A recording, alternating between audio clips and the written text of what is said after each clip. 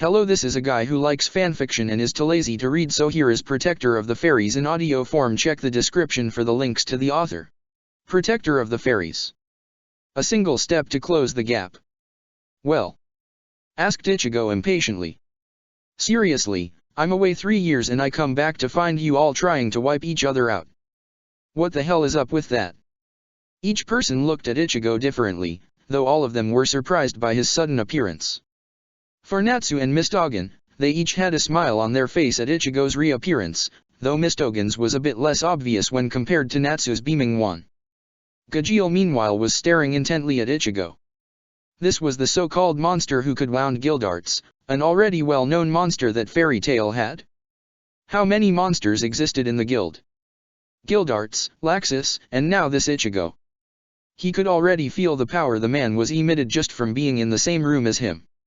He wasn't sure what it was like. On one hand, it was heavy and giant, almost threatening to swallow them all whole. Yet no one else seemed worried by the magical power that was being released unconsciously. But at the same time, it was almost like it was trying to wrap around them all, not to crush them, but to shield them. He could see what Levi meant when she said that Ichigo would likely side with them. The feeling from this magic inspired such a thing. And this man had just gotten past them all without a single one seeing anything and stopped an attack that would have sent them flying in a best-case scenario. And he caught Laxus's fist with his bare hand. Urza meanwhile was having a slight reminiscence. Her blade had been stopped, but Ichigo hadn't even drawn his sword yet. He had simply reached out and grabbed the blade as it swung at him, just like when he first taught her the basics. He had once explained to her how he could do such a thing. It was because it had been moving slowly from his perspective. It was something many sword users eventually learned to do against other sword users when the gap in their skill increased enough, and it was a reason he could catch her blade even now. She was very skilled in a lot of weapons, her swords especially, but Ichigo and all other Shinigami dedicated themselves to one weapon. She could try and close the gap to avoid having her sword caught, and most of the time it was impossible unless the strike was right to catch it, but she wasn't a master at swords. From what she had heard, all Shinigami grew to become one, and she had no doubt Ichigo had probably done the same. She examined him carefully, watching as his eyes glanced around the room in annoyance. He still seemed to be waiting for answers. She wouldn't be the one to give them though. She had just been fighting one monster after all, and she had no intention of risking a battle with another right now. Makarov meanwhile was observing the burns along Ichigo's hands. He hadn't believed that Ichigo could catch those 2 attacks and come out unharmed. Urza's maybe, but only if she hadn't been using magic in the attack. And right now he could see the burns on each hand healing at an incredible rate. Was this what Gildarts had told him about? A high-speed regeneration technique? But he thought it had been used by the one who took over Ichigo. Was it Ichigo in control right now? It looked likely. The eyes were the same as before, not the odd colors Gildarts had explained to him. And his voice seemed normal. He was sure there would have been some kind of anomaly if he was being controlled or some speech pattern done incorrectly. So how could Ichigo use this magic? Was it possible that it was a part of him? That would certainly explain why the one controlling Ichigo had been able to use it. It sounded strange how a controller could use magic in a body that didn't have it, so this made logical sense to him. Small burns from magic like this didn't look to be hard to heal. Maybe because it was skin and that could be regrown easily, hence why it didn't seem like it took a lot of magic. Growing back bones, limbs, and organs must be much harder and more magic intensive than something small like this. From what he could see, the boy looked the same, though he wasn't really a boy anymore. Then again, everyone was one of his children to him if they were in Fairy Tail, so it was hard to not think of them as young boys and girls. Maybe it was his age. None of them were close to it after all, especially in the new generation. Still, it was good to see the boy was doing well. 3 years, no contact, and he seemed just the same as ever, except maybe a bit happier. Had his stupid mistakes really caused so many problems for the boy that the only cure was to leave for 3 years? He really had been stupid to not have seen Ichigo for who he was. While he was thinking all of this, Levi had her own thoughts, one of which was whether or not to run up and hug her teammate. 3 years. She kind of wished she had said goodbye thinking back, but then how was she meant to know that the mission he went on would take so long? He was meant to have only been gone a few months. And that left another dilemma. She wanted to shout at him for not even writing or contacting them in some way or form. 3 years and not a word or sign that he even existed. Nothing in magazines, newspapers, even rumors barely had anything on him. It was like Ichigo had vanished off the face of the earth, and now he suddenly reappeared again. He didn't look winded. Did he just walk here, despite seeing fairy tale mages fighting one another? Maybe he didn't know much was going on though and was making this conclusion from the fight that was going on. It did look like such a thing, though right now it looked like everyone was ganging up on Laxus. Someone really should explain it to Ichigo soon before he got the wrong idea. Finally was Laxus, the wide smile on his face. Ichigo was back too, and showing off too from the look of it. Appearing like that and blocking their individual strikes and not even looking like it hurt one bit would do it. Ichigo had gotten stronger. He could sense it.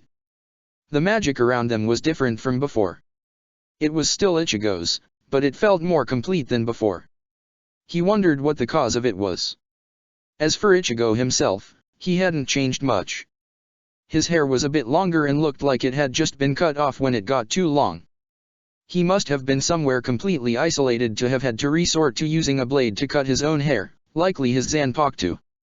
But there was something else too. Ichigo was wearing pretty much the same stuff as before, except that it was a bit more worn and damaged, but no one could miss the jacket around his shoulders. It was similar to one he had seen before, except for a few differences. For one, Ichigo's was dyed black instead of the traditional white. The shoulder gold sections looked like they had been dyed white instead, and even some of the inside of the jacket looked like it was dyed white too. The back of it, the one thing that stayed the same. The emblem that all of the mages there knew of, though one knew of it more than the others. This jacket was the same one he had seen his grandfather wear on occasion, and that emblem was one only 10 mages were allowed to wear at any one time. This was the mark of a wizard saint. He laughed. He couldn't help it. It was simply uncontrollable. While everyone looked at the symbol in shock, he just let out a roar of laughter, and he wasn't the only one. He could see Levi was giggling from a similar reaction. She must have just thought the same thing he had. Meanwhile his grandfather was looking at Ichigo as if he already knew about it. The man probably did though, being a wizard saint himself. He had likely been there when they decided on Ichigo.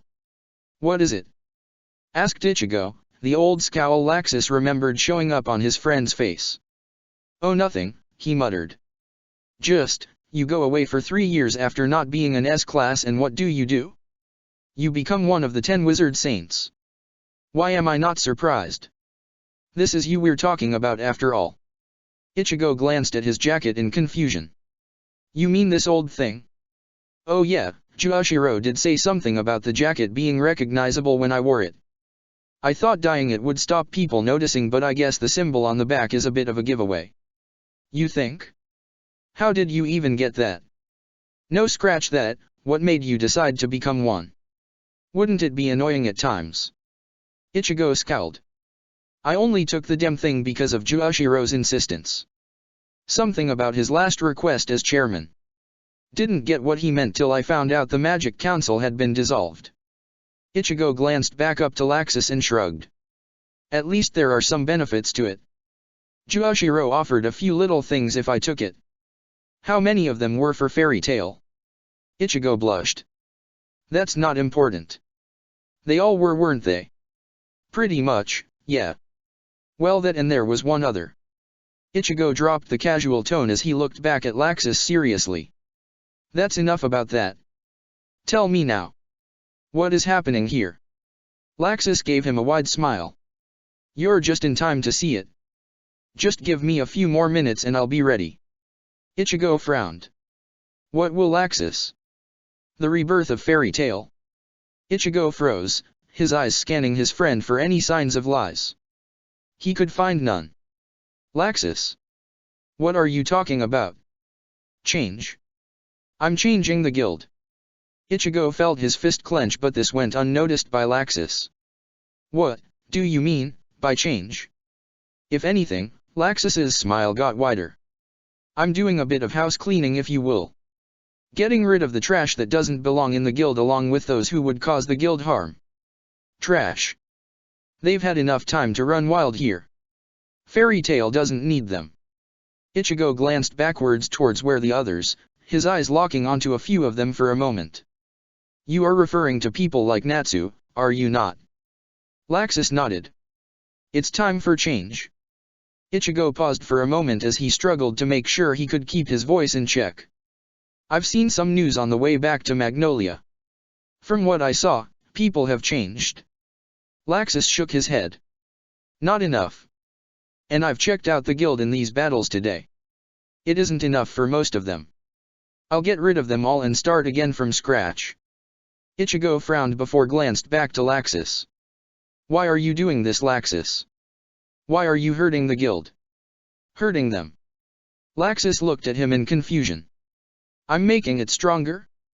You can see that, can't you? How is hurting them making them stronger? Laxus still looked confused. Why are you so against this? Can't you see why I'm doing all this? I'm making the perfect fairy tale, one where you can belong. Ichigo froze, his fist tightening. What are you saying, Laxus? Isn't it obvious? I'm doing this all for you. A place where you aren't rejected. A place where your actions can be appreciated. A proper home for you. You hurt the guild, our allies, for my sake? Laxus reached towards him. Ichigo? Are you dash? He swiftly stepped backwards as a sword slashed through the air where he had just been. He followed the blade to the hilt to see the wielder only for his eyes to widen. The person who had just attacked him was Ichigo?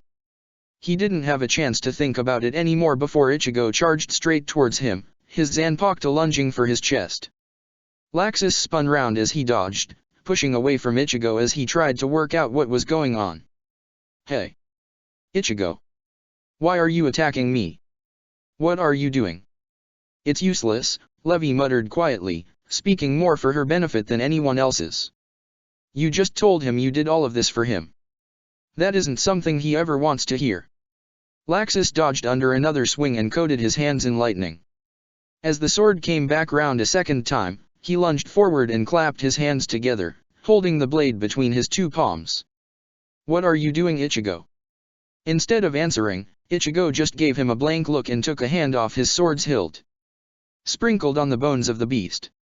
Sharp tower, red crystal, steel ring. Laxus swore, trying to pull back. As he did, he saw the blade inch closer. Wait a moment. Why was he afraid? This spell was a lightning one. He didn't need to try and dodge something he could simply move and become the wind, stop and become the calm. The sound of warring spears fills the empty castle. It won't work, shouted Laxus. Ichigo had to see it was futile to use a lightning Kidu against him. He was a lightning dragon slayer after all. What won't? Asked Ichigo, his chant interrupted as energy flickered to life around his blade. I don't remember saying I was going to use a Kidu attack against you. Laxus flung himself away just as the attack from the sword fired. So that was why Ichigo had chosen that spell.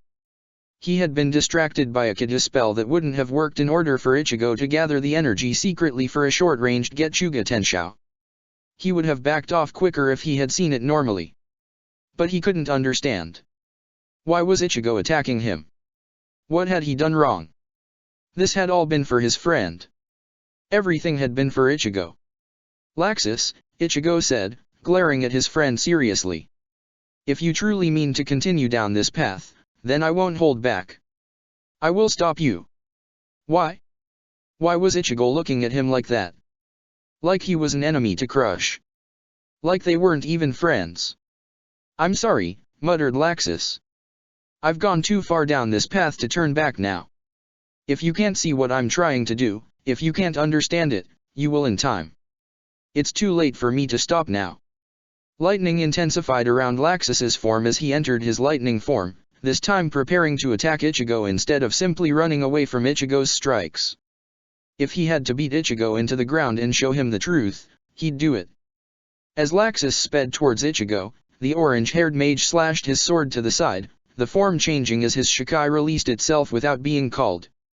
As quickly as it released, Ichigo brought up the large flat side of the blade and used it to block Laxus's strike, lightning flickering around it harmlessly. Laxus quickly shot around the blade and attempted to knock Ichigo off guard before Ichigo could get his Zanpakuto around. When he found his attack stopped by the same blade that had blocked his first attack, he had to avoid trying to show surprise. This kind of tactic had worked extremely well against Ichigo 3 years ago. It had been a weakness he had found in the oversized blade. But now Ichigo was swinging it around with greater ease than even before. The sword flashed brightly as Ichigo swung at him, a sudden Getsuga Tenshou forming and blasting towards him. He brought up one hand in response and smashed it against the Getsuga Tenshou, breaking it into pieces. That was certainly new. Ichigo's Getsuga Tenshou had gotten stronger if such a fast and small one like this had this much power in it. Ichigo wasn't the only one who was stronger though. Ichigo would need to use a stronger Getsuga Tenshou if he didn't want it to be broken by lightning. Ichigo shot forward, disappearing in a burst of Shunpo to appear right in front of Laxus. As his sword came round, Laxus ducked, the blade slashing over his head. In the moment it would take for Ichigo to bring his sword back round, Laxus shot a hand out and grabbed Ichigo by his head. Twisting his body, Laxus pulled Ichigo over his shoulder as he threw him across the room, sending the Shinigami flying through some of the building's supports. Before even seeing Ichigo stop, Laxus shot towards him at greater speeds than before, moving as fast as he could in his lightning form.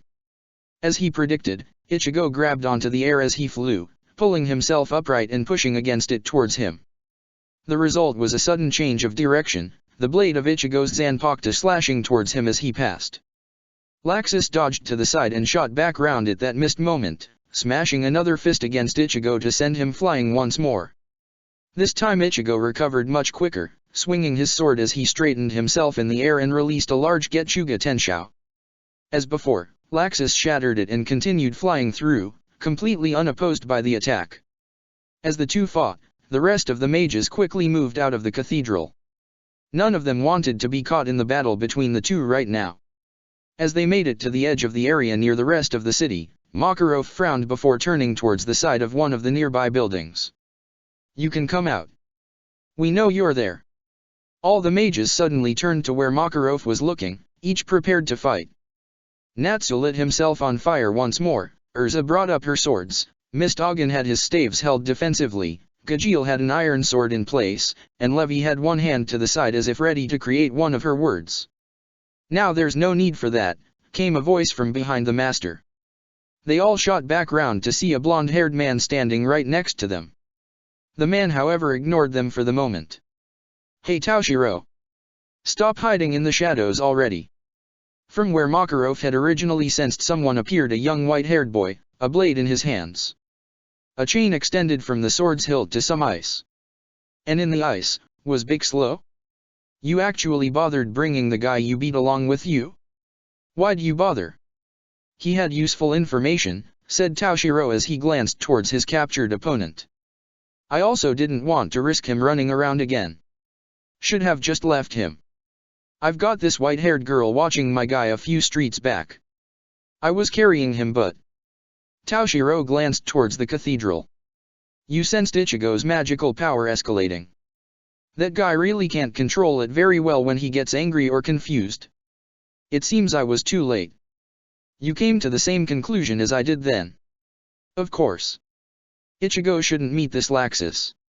Guess we were too late." "Excuse me," interrupted Makarov, "but who are you two? And by white-haired girl, do you mean Myra?" "Probably," answered Shinji in annoyance. "I wasn't bothering too much with names of people who weren't relevant to the situation. She's safe so you don't need to worry at least. I saw a blonde-haired girl approaching her as I left her with Fried? I think that was it." "So that's where the girl went," muttered Toshiro. "She said something about seeing if anyone else needed help so I let her go."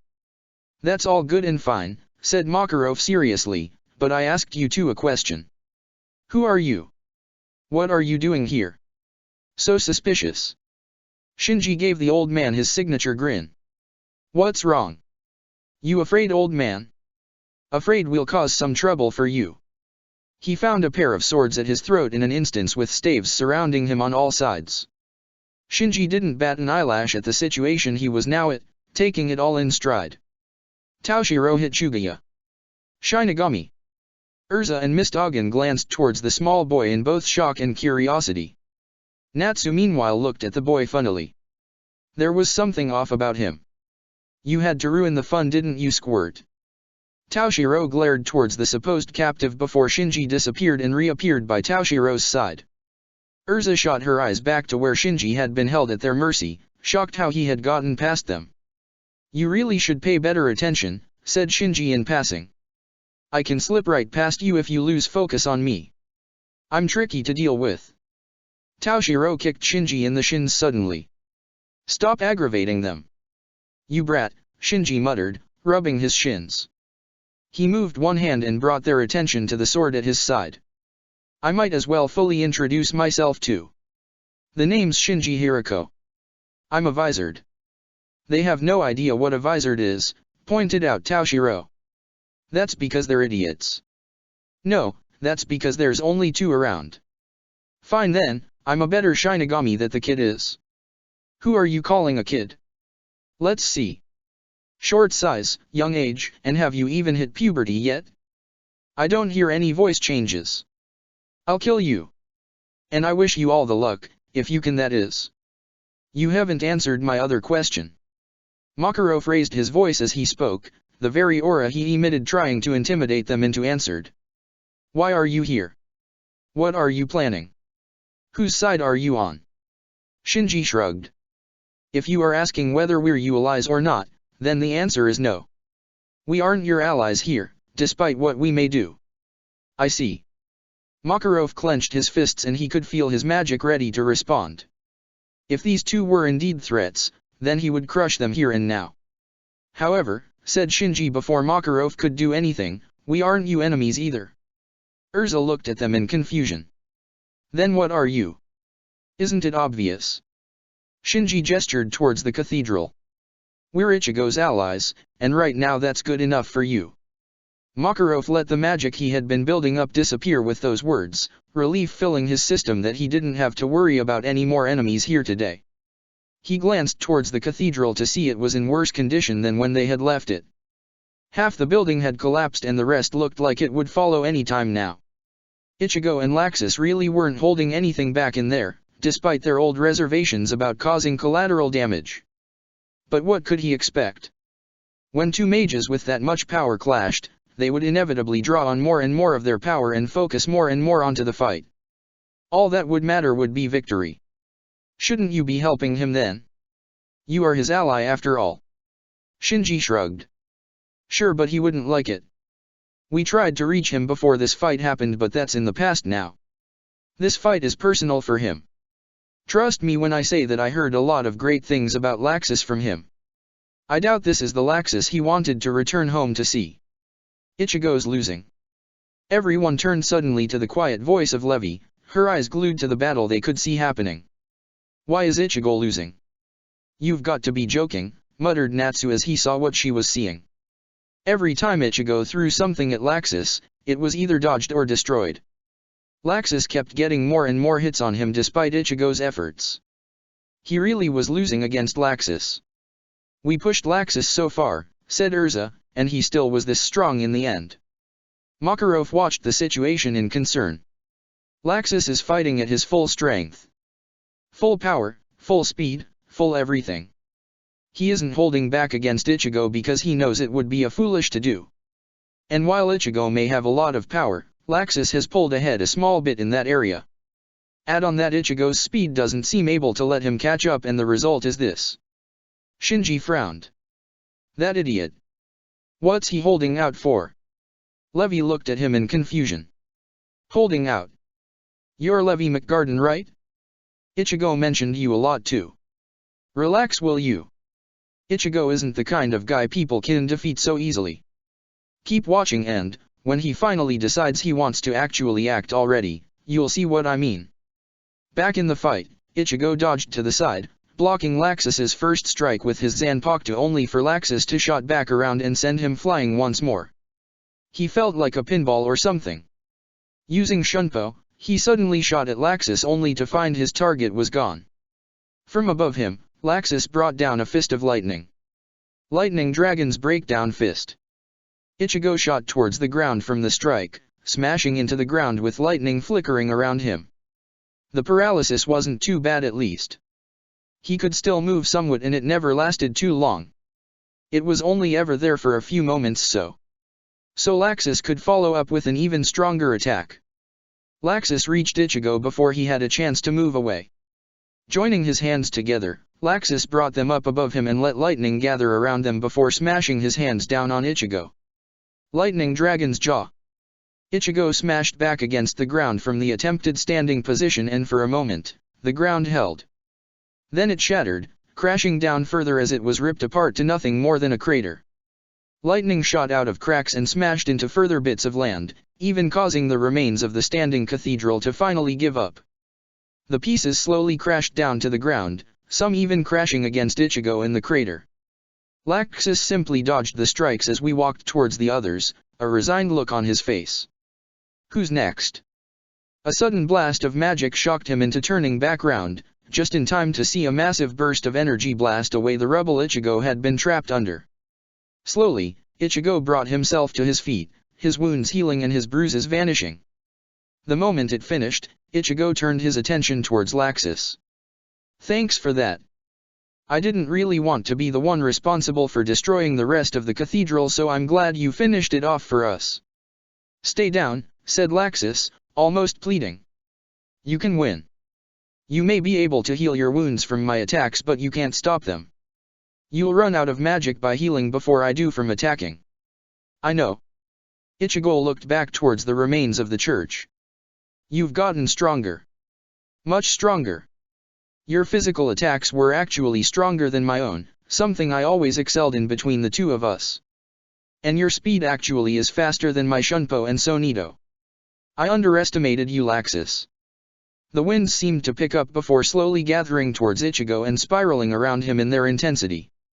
Was it Ichigo's magic that was causing this reaction? Was the force so strong that it was pulling the air around with it? Why did he feel like something big was about to happen? Shinji smirked. Here it comes. Ichigo glanced directly at Laxus and aimed his blade at him. Laxus could feel Ichigo's magical power skyrocketing from that simple action. What was going on? It would be wrong of me to keep fighting you as I am. I was foolish to think you could be beaten by just my Shikai. You are much stronger than that. So I'll let you be the first to see it outside of training. Let's see if you can still win against this. Ichigo's other hand came against his sword arm and held it tightly. The wind intensified one last time as Ichigo said one word. Bankai. And then it exploded outwards.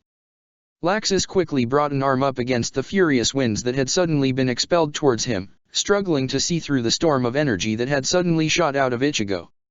Slowly, the energy changed from blue to black, red highlights being seen around the edges of the black energy. Something inside of him told him to run. That fear was from the sudden magic Ichigo was releasing. It was heavy too. So much denser and heavier than it had ever been before. It was like Ichigo had taken all his magic and packed it into an even smaller container than it was already it. When it finally cleared, he could see that Ichigo looked different. For starters, the old stuff he had been wearing had disappeared. He still had a white shirt, but it looked like it was a new one or something.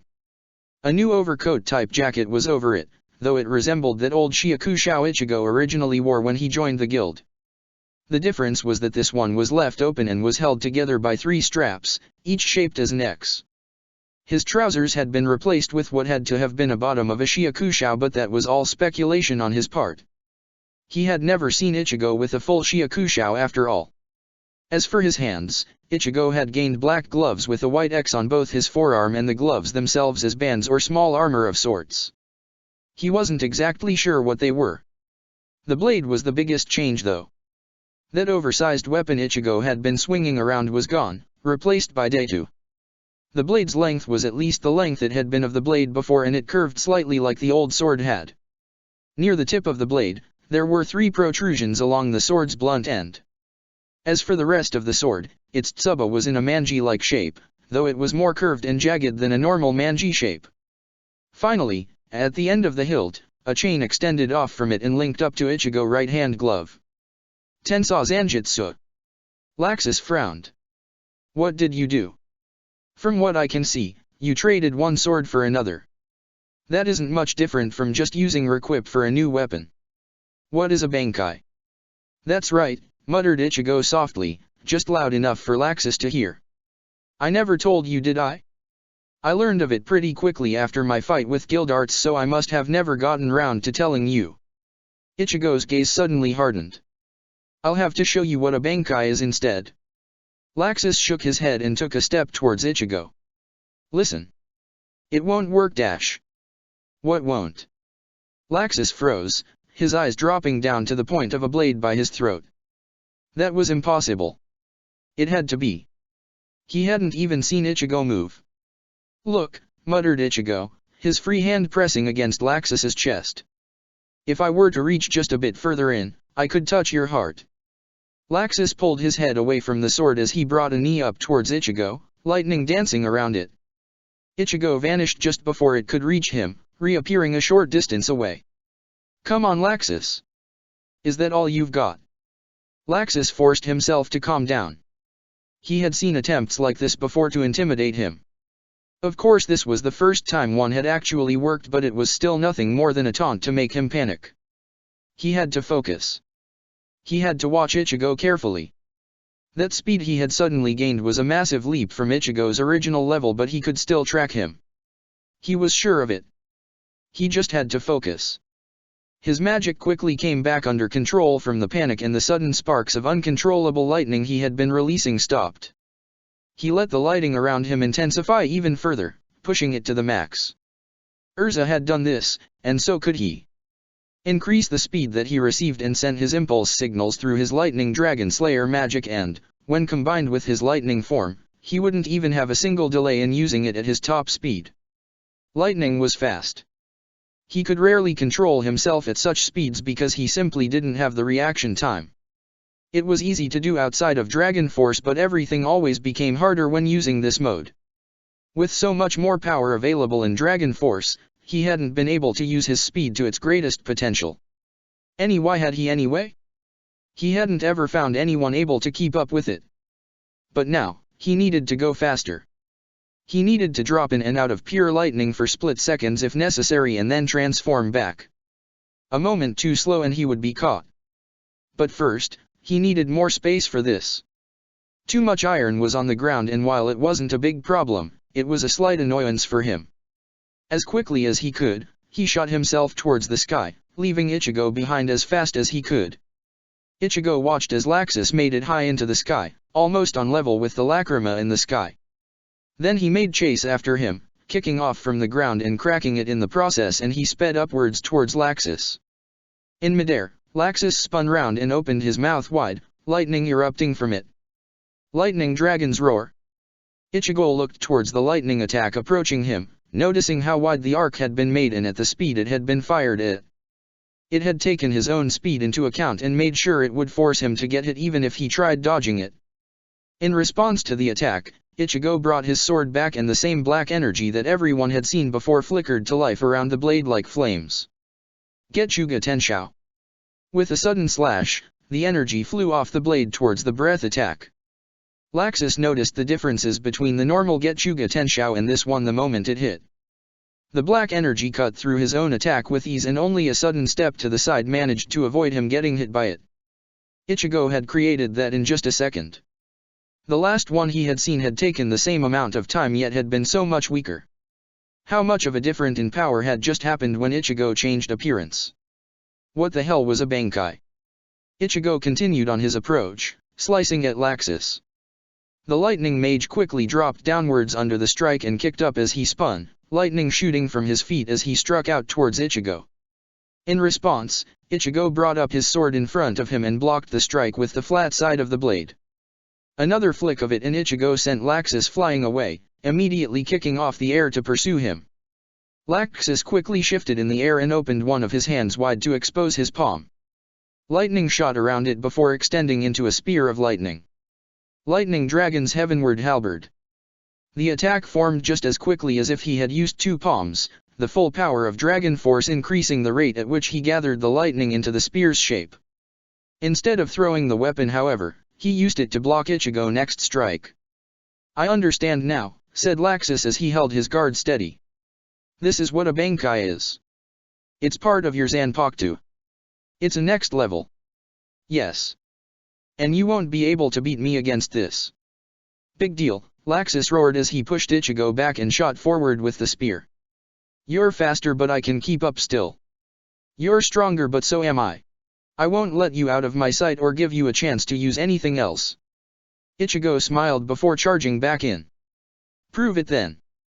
Back on the ground, most of the mages there looked confused at the sudden change in development. Makarov looked towards Shinji for answers. They had just seen Ichigo getting destroyed, and then he had suddenly become strong enough to force Laxus back easily. In the end, Shinji relented. "It's called Bankai. Think Shikai, but anywhere between 5 to 10 times stronger. It's referred to a final release since a Zanpakuto won't change its form much after it has been released except in a few cases, mostly being ability related or because it wasn't complete in the first place." It sounds almost too good to be true. Well, not everyone can learn it. It's why most Shinigami that people meet are normally ridiculously strong. Becoming a Shinigami isn't something many people do if they don't have much magical power in the first place. Have enough and it is almost guaranteed that you can learn Bankai.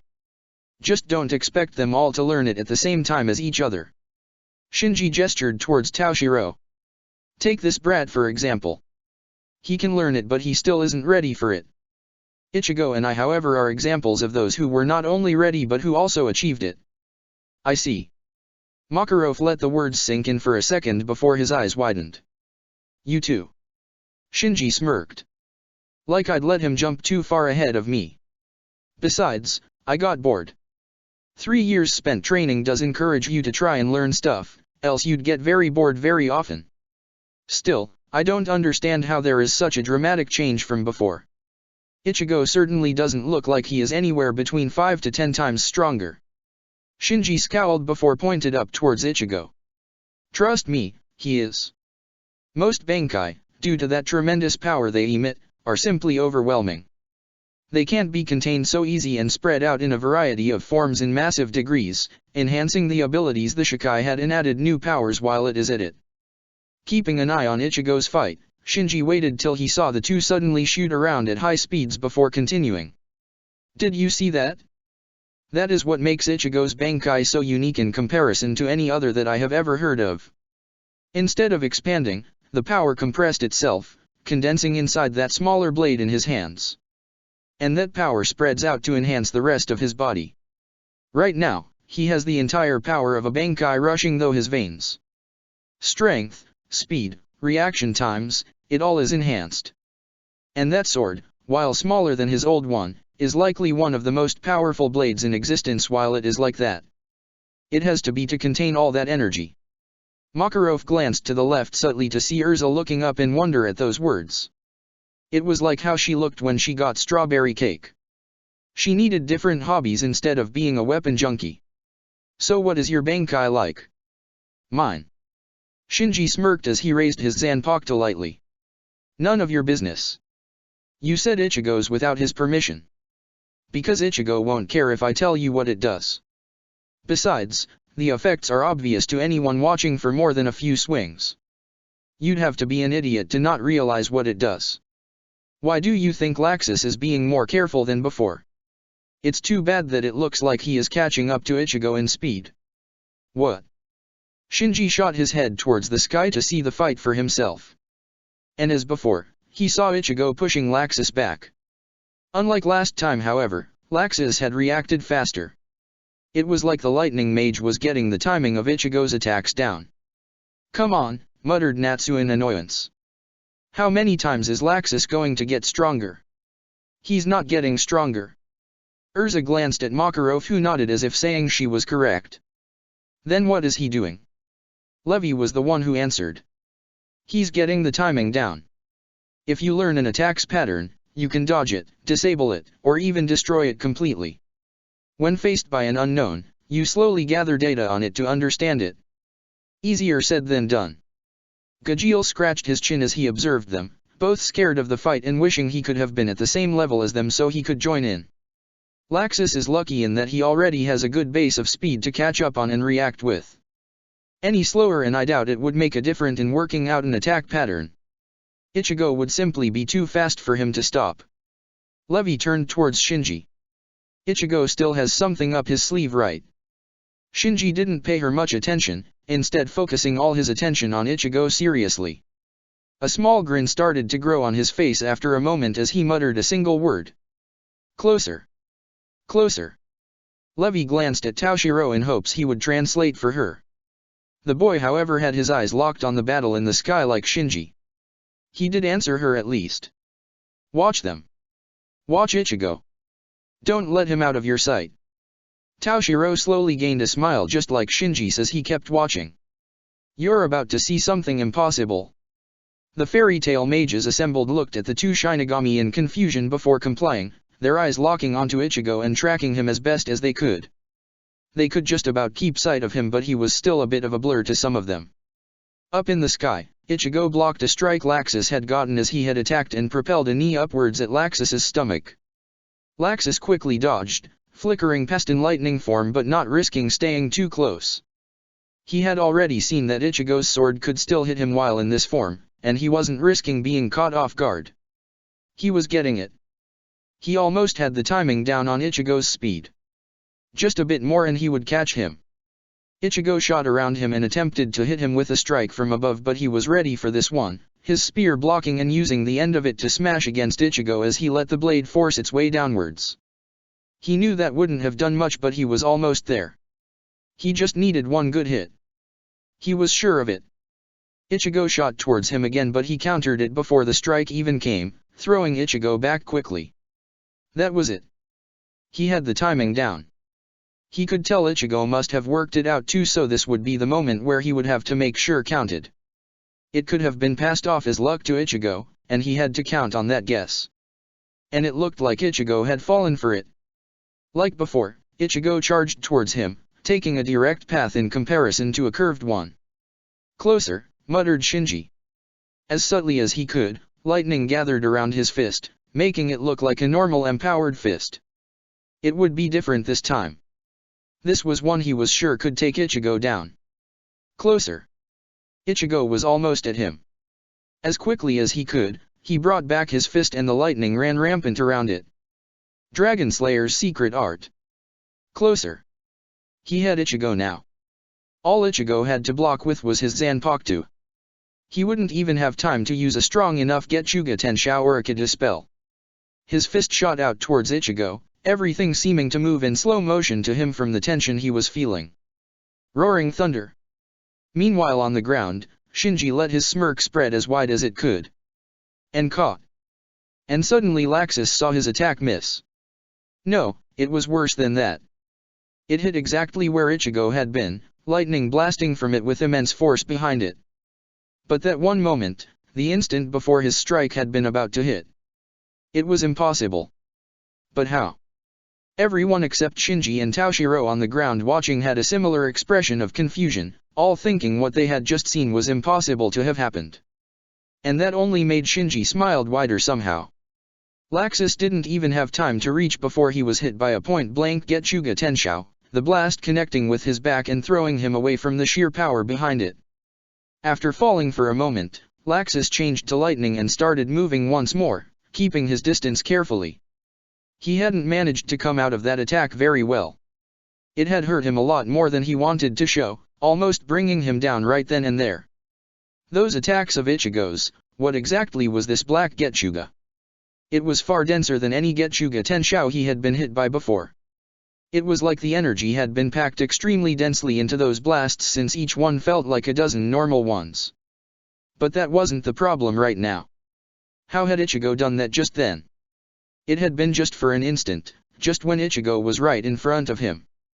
He had been ready to attack, all his focus ready to predict any path Ichigo might have tried to take at the last moment, and then Ichigo had vanished, disappearing like he hadn't even been there in the first place. It hadn't been as if an illusion had been shattered or if the image had dissolved. Ichigo had just vanished. Back on the ground, Makarov glanced at Shinji expectantly. You knew what was about to happen just then. What did he do? Did you see him move? What do you think? Of course I didn't see him move.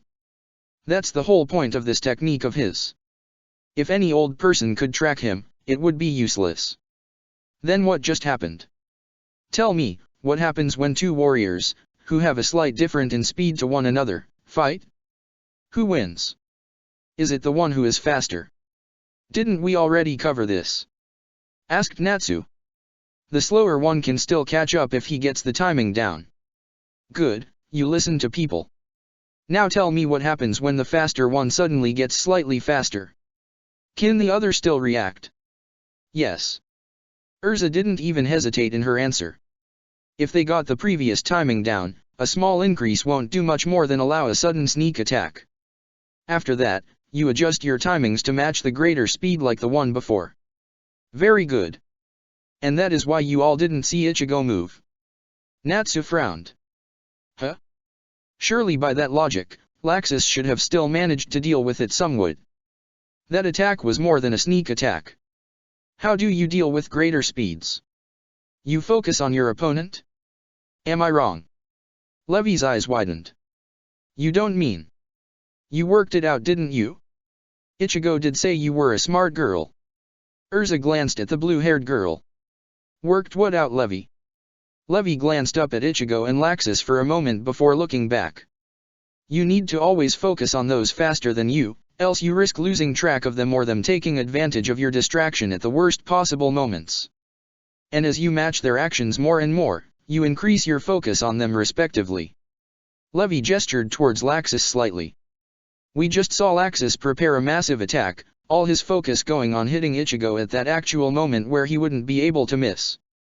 And for that last moment, Ichigo was right in front of him, not a single bit of his attention divided from him. We were all drawn into, trying to keep track of who would come out on top. At that, Levy shook her head. We shouldn't have, but we did. And I doubt we could not look either. Could any of you stop focusing on Ichigo just then? The others shook their heads. It's because he wanted us to see him. Because the more we looked, the more we saw and focused only on him, the easier it was for him to slip right past our sight. And we only spotted him so quickly because we've down here, continued Levy. And it took what? A second or two to refocus on him. For Laxus, he would have lost complete sight of him, as if he had vanished without a trace. Levy looked at Shinji for confirmation and got it. The girl's right. You can't stop it, even by seeing it once or knowing of it, because that would mean you would be able to deal with his speed. The only counter is to be at a level where the gap in speed isn't such a wide gap. But what is it? Asked Makarov. What kind of technique is it? One only Ichigo can use. The Phantom Step. Phantom Step. Good name, isn't it? Describes the effects quite well. He vanished like a ghost or a phantom, as if he had never been there in the first place. Turning his attention back to the sky, Shinji shook his head. Laxus should give up now. Ichigo's been playing with him in his anger, slowly trying to crush any trump cards Laxus has left. That's why he used the Phantom Step. He wants to scare Laxus. To make him afraid and confused. That doesn't sound much like Ichigo. People change slightly, and Ichigo is not the best person to let get angry. The results aren't exactly the same as they normally are. When like this, he'll defeat his opponent with sheer power instead of sheer speed. Is there much difference between power and speed at the moment? You saw how fast Ichigo moved at the very start. Does that answer your question? Makarov frowned. So it will all be over soon. Shinji nodded. Laxus is trapped. He won't be able to win anymore. Laxus swore as he charged towards Ichigo, stabbing forward with the spear in his hand. Ichigo dodged it, but he seemed to move just as fast as before. Had the last time been a fluke? Had it been just by chance that he had lost sight of Ichigo? Those hopes were dashed when he attempted to trap Ichigo only to find his friend vanishing from his sight once more and for him to get hit by another Getsuga Tenshou. He couldn't take much more of this. He was getting close to running on empty. He had to try and pull this back somehow. As Ichigo reached towards him again, aiming to slash down at him, he shot an hand out and grabbed hold of the blade, ignoring the feeling of the blade digging into his flesh. With his other hand, he lunged forward with the spear, intending to try and score a hit against Ichigo. Before it reached, Ichigo shot out a hand and grabbed the point of the spear, the lightning crackling across his hand from the point of impact. And then, in one single motion, he crushed the lightning construct, shattering into harmless sparks of lightning. Laxus stared at it in horror and looked back up at Ichigo. Instead of seeing the same anger he saw before though, he saw something else. What was up with those eyes? Ichigo pulled back and punched at Laxus, sending him flying across the sky before chasing after him. Laxus straightened himself and created 2 more spears of lightning, wielding one in each hand. As Ichigo approached, he saw him vanish once more and felt the pain from another Getsuga Tenshou a moment later. Why? Why did he have to fight Ichigo like this? What was the point of it all? What had he been doing all this time if Ichigo was angry at his actions from them? He wanted to make Fairy Tail strong. He wanted to get rid of the trash. Surely Ichigo should have been able to understand that. But those eyes he was seeing now. When had Ichigo lost the anger in them? When had he started giving him that look? A look of pity, but also of understanding. Why? Had Ichigo worked out everything he had done and tried to understand him? Had Ichigo tried to put himself in his shoes and see the world from his eyes? And even after that, had Ichigo decided that he would still stand against him? Had the guild really changed? Could he have missed it? No, he knew they had. So why did he still persist at this? Why did he still try and force them to change when they no longer needed to? Why was it that every time he thought of the guild, he had always felt anger? All this time, he had assumed it was because of them. First they didn't change. Then they did. But then why had he stayed angry? He knew why. They had changed quickly, but despite what he had wanted, he didn't want them to have changed as quickly as they had done. If they could change so quickly, then why had they never bothered doing so all those years ago? It made him mad. It made him furious. But he had always directed his anger and pain towards the guild. He had never thought much about why he still hated them so much. But now, facing down Ichigo, he could see it clearly. This anger inside him, it wasn't ever towards the guild at all. It was towards himself. If he had said something years before would the guild have changed just as quickly? Could he have prevented Ichigo from feeling the pain he had? Could he have stopped his grandfather from looking at Ichigo the way he had done? In the end, it all came down to that. He had wanted to create a fairy tale Ichigo would have been welcome in, but it seemed he no longer needed to try and create one. It already existed. Was there any point in fighting anymore? Should he just give up? No. He wasn't going to stop here. After everything he did, after all the actions he took, he couldn't just stop here. But he couldn't do the same thing. Right now, he was seen as an enemy of the guild. So that left only one solution. Only a hero, one standing in the light, could defeat a villain such as himself. He suddenly stopped his path in the air and raised a hand. Ichigo stopped himself to observe his actions, but he paid him no heed. Slowly, each lacrima lit up and lightning became crackling around them. No. Makarov swore and quickly began gathering magic. Before he was done, however, a sword was at his throat. "Leave it," said Shinji seriously. Makarov turned a furious gaze onto Shinji. "Do you not understand what those lacrima will do? If we let them activate, thousands of innocents will die. Then they'll die. But to be honest, from what Ichigo told me of Laxus, I think something else is going to happen. Laxus was meant to be doing all of this for Ichigo after all." Up in the sky, lightning continued to intensify around the lacrima one by one. Finally, the lightning discharged, shooting from the lacrima. Instead of firing downwards, however, it shot towards the center of the ring, colliding with Laxus with a large booming sound. Laxus quickly opened his mouth wide and drew in the lightning, feeling himself getting re-energized from the meal. He felt like he had at least 75% of his magic back from all the magic he had gotten stored in those lacrima. "So you put them there?" Laxus glanced at Ichigo. "Yeah. Expensive as hell to buy them all and then to get lightning mages to fill them with magic for me. Everyone thought it was to rain lightning down from the sky, but the magic protecting them warded off any careless attacks. The Thunder Palace. Yes. A common mistake people make is that they believe its only purpose is to do that. However, you can repurpose it for other means. A recharge station for a dragon slayer. Exactly. Laxus stretched his right arm out to the side and opened his hand wide to expose his palm. And it gave me back just enough magic for this to work. Lightning crackled around Laxus's palm, just like it had done when he created the heavenward halberds. This time, however, the lightning quickly spread out along a straight path, magic seals forming along the new spear as it was created to act as stabilizers. Near his hand, two pairs of wings-like protrusions were attached to the lightning construct, the larger of the two being towards the point of the construct while the other pair faced in the opposite direction towards the back a bit further down. It was hard to call the construct a spear because of its length. As it got further along, it became more blade-like in its appearance, lightning crackling along all areas of the giant weapon.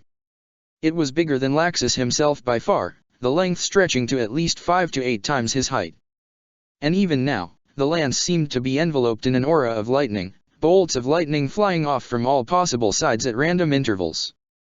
Dragon Slayer's secret art, thunder-piercing lance. Ichigo glanced at the lance, impressed. That's some spell. It's bigger than any spell you've ever shown me before. How did you even learn another secret art? I didn't, answered Laxus honestly. I created it myself. I see. Ichigo changed his expression to one of curiosity. Those magic seals are stabilizing it, aren't they, holding it together so it doesn't fall apart? How much magic is in that spell? Everything I just got back. Ichigo almost took a double take. I'm sorry, but that's very risky. You do realize that it could be a hit or miss. You won't step out of its way, said Laxus, all expression gone from his face. He suddenly flicked his hand slightly and spun the lance round till the point of the lance faced downwards. Go on. Stop it. Ichigo's eyes widened. Laxus, don't do this. Do you mean to kill them all down there? Why don't you stop me then? Let's see what wins out. Your Bankai, or my ultimate trump card. Ichigo was already moving before Laxus released his grip on the lance, pushing himself as fast as he could go. He made it halfway down from his starting position to the ground before stopping and altering his path, making sure he was exactly in the line of the lance's path. As quickly as the lance fell, Ichigo gathered energy himself, forming a massive Getsuga Tenshou around the blade to stop the lance with. It's not enough. He heard his hollow whispering in his ear and he knew the hollow was right. He wouldn't be able to stop that attack like this. It was simply too strong. He could practically feel the magic radiating off it. He could dodge it, he could weaken it, but right now he needed more power so he could crush it completely. There was only one thing to do. Raising a hand to his face, he quickly gathered energy to his palm. And then he swiped. Around his face suddenly formed a bone-white mask, 2 red stripes on it. Each stripe went down from one side of the top of the mask to the nearest eye hole and then continued down under it towards the bottom of the mask to match the pattern the top did. And as the mask formed, he felt the energy he was releasing grow stronger. Makarov shivered slightly as he suddenly felt the spike in magical power, recognizing the same power he had felt from Ichigo's S-class trial. He's being dash. Relax. Shinji didn't even look worried at the situation, despite the darker magical power they were feeling. You're lucky. You're about to see Ichigo at full power, even if it is just for a moment. He won't be taken over by that thing. The Getsuga wrapped around the blade suddenly spread out, Ichigo pouring more and more of his magic into the blade. He needed more. He had to stop this attack. The Getsuga slowly spiraled outwards from Ichigo, blocking out areas of the sky as it extended further out. The others on the ground watched as the area around them became darkness as the black Getsuga began blocking out the sun from the sheer intensity around the area above them. And then Ichigo rushed forward, the energy following behind him as he threw himself towards the lance. Laxus finally released his hold on it and Ichigo made sure he wasn't going to miss. He couldn't afford to now. And then the two attacks collided. Blade met lance and the two energies fought for dominance, the black Getchuga slowly pushing back against the lance and trying to wrap itself around it. Finally, Ichigo broke through, the lance cracking as Ichigo's blade forced its way along the lance. The energy behind him made short work of the remains of the lance, devouring the lightning as it ripped it apart. Not stopping however, Ichigo kept along his path, destroying the remainder of the lance and shooting towards Laxus, despite the sudden drop in magic he was feeling. Laxus watched impassively as Ichigo approached. Inside though, he was smiling. Ichigo destroyed the lance just as he predicted and, as Ichigo suddenly appeared in front of him, he couldn't care less about the pain anymore. He felt Ichigo's sword slice across his chest, the attack draining him of any energy he had left and causing him to start falling. He didn't care though. Even the pain he felt when he hit the ground didn't bother him. Up above him, he could see the remains of the black Getchuga Tenshou vanished and Ichigo removing that mask of his. As the darkness vanished, everyone could see Ichigo standing there victoriously, the sun shining down on him. A completely different method and outcome from what he had originally planned, but it was okay. He wanted Ichigo to always be accepted, but he had to be certain. And if it was too late for him to be a hero, then he could easily be the villain who gets defeated. And with this, Ichigo no longer had to be their ace in the shadows. From now on, he would make sure Ichigo got to stand in the light. He let a smile appear on his face as his vision faded to black. He'd accept whatever happened to him now, and he would do it happily. He still achieved his goal, and he could deal with everything just as long as he had that. Protector of the Fairies. Welcome and farewell. Ichigo dropped down to the ground slowly, the final fragments of his mask vanished, and he quickly allowed his Bankai to end, his sword returning back to its sealed form. He quickly slid the sword back into its sheath and finished his descent, landing next to Laxus's fallen form. He hadn't expected to fight Laxus, let alone fight him with anger. Out of the two ways he liked to fight, he had annoyingly chosen the one his hollow favored. It must have been why he had managed to hear its voice during his fight. That hollow always liked to make himself heard when he used that style, even if it was just a few words. Right now, he debated what to do with Laxus. They had just been enemies, but he could see why Laxus had acted as he did. There was no way he could approve of it, but at least he understood why Laxus did those things. And most of all, Laxus had been, and still was, his friend. Could he really leave him like this? The answer was easy. Ichigo reached down and grabbed hold of Laxus, swinging the older mage onto his shoulder before walking towards the master. Makarov smiled as he approached, though it wasn't a happy smile. And why would it be? He had just defeated the master's grandson and hurt him to such a degree, even if Laxus had just been an enemy. It had to be causing a lot of conflicting feelings at the moment. I'm going to sort out Laxus, Ichigo said, his tone leaving no room for debate. I'll meet up at the guild later. Levi? You coming with me? Levi nodded, quickly running after Ichigo who hadn't waited for the answer. Shinji shrugged before quickly moving after the two while Toshiro hesitated for a moment. The chain around Bixlo suddenly loosened as the ice melted and before anyone could say anything, Toshiro was off, chasing after the others with his sword tucked away on his back. Bixlo frowned before backing up slightly as he noticed the piercing gazes he was getting from Urza. I'll be good. Do you surrender? What would be the point of any more fighting? Laxus has already lost, and none of us have the strength left to keep going. I think Fried would agree that we all concede. Victory is yours. Natsu smiled before crashing his fists together. It's not over yet. You and me, Urza. Let's settle our last fight right now. A fist smashed into Natsu's face, knowing him to the ground and causing him to black out. Not now, Natsu. Mist-Ogen shivered. Wasn't that a bit excessive?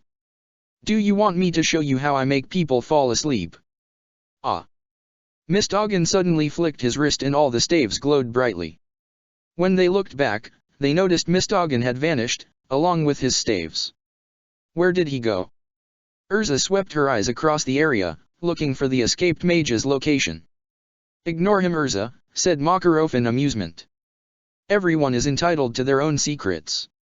It's not like we can force others to tell them to us. If Mist-Ogen wants to say them, then he will. Just not today. Urza sighed in resignation before her armor flashed and she returned back to her normal Heart Cruise armor. Very well then. I will have to force him to answer my questions next time. Good luck with that, muttered Gajeel. Even having been in another guild, he had heard enough about this Mistogan to know one simple fact. Finding him was one of the hardest things someone could do. And that had to have been why Mistogan got so close to the other Phantom Lord branches despite them being on alert. They simply hadn't seen him coming. Hey master. Is it really okay to let Laxus go like he is? I mean, surely it would be better to keep him locked up somewhere in the guild till we know he won't suddenly attack us again. There's no need. Makarov glanced towards where Ichigo had disappeared to. He's with Ichigo after all. I doubt he'll let Laxus do as he pleases. Besides, I don't think Laxus will be trying this again. What makes you so sure? Huh. Makarov scratched his head. Just call it an old man's intuition. Gajeel glanced towards the rubble of the cathedral. So what do we do about all of this? Makarov didn't move, instead slowly going whiter and whiter. I mean, it will be hard to cover this up. We just have a massive showdown in this place. Makarov breathed in once carefully, trying to calm himself. Finally, he looked towards the collapsed dragon slayer nearby.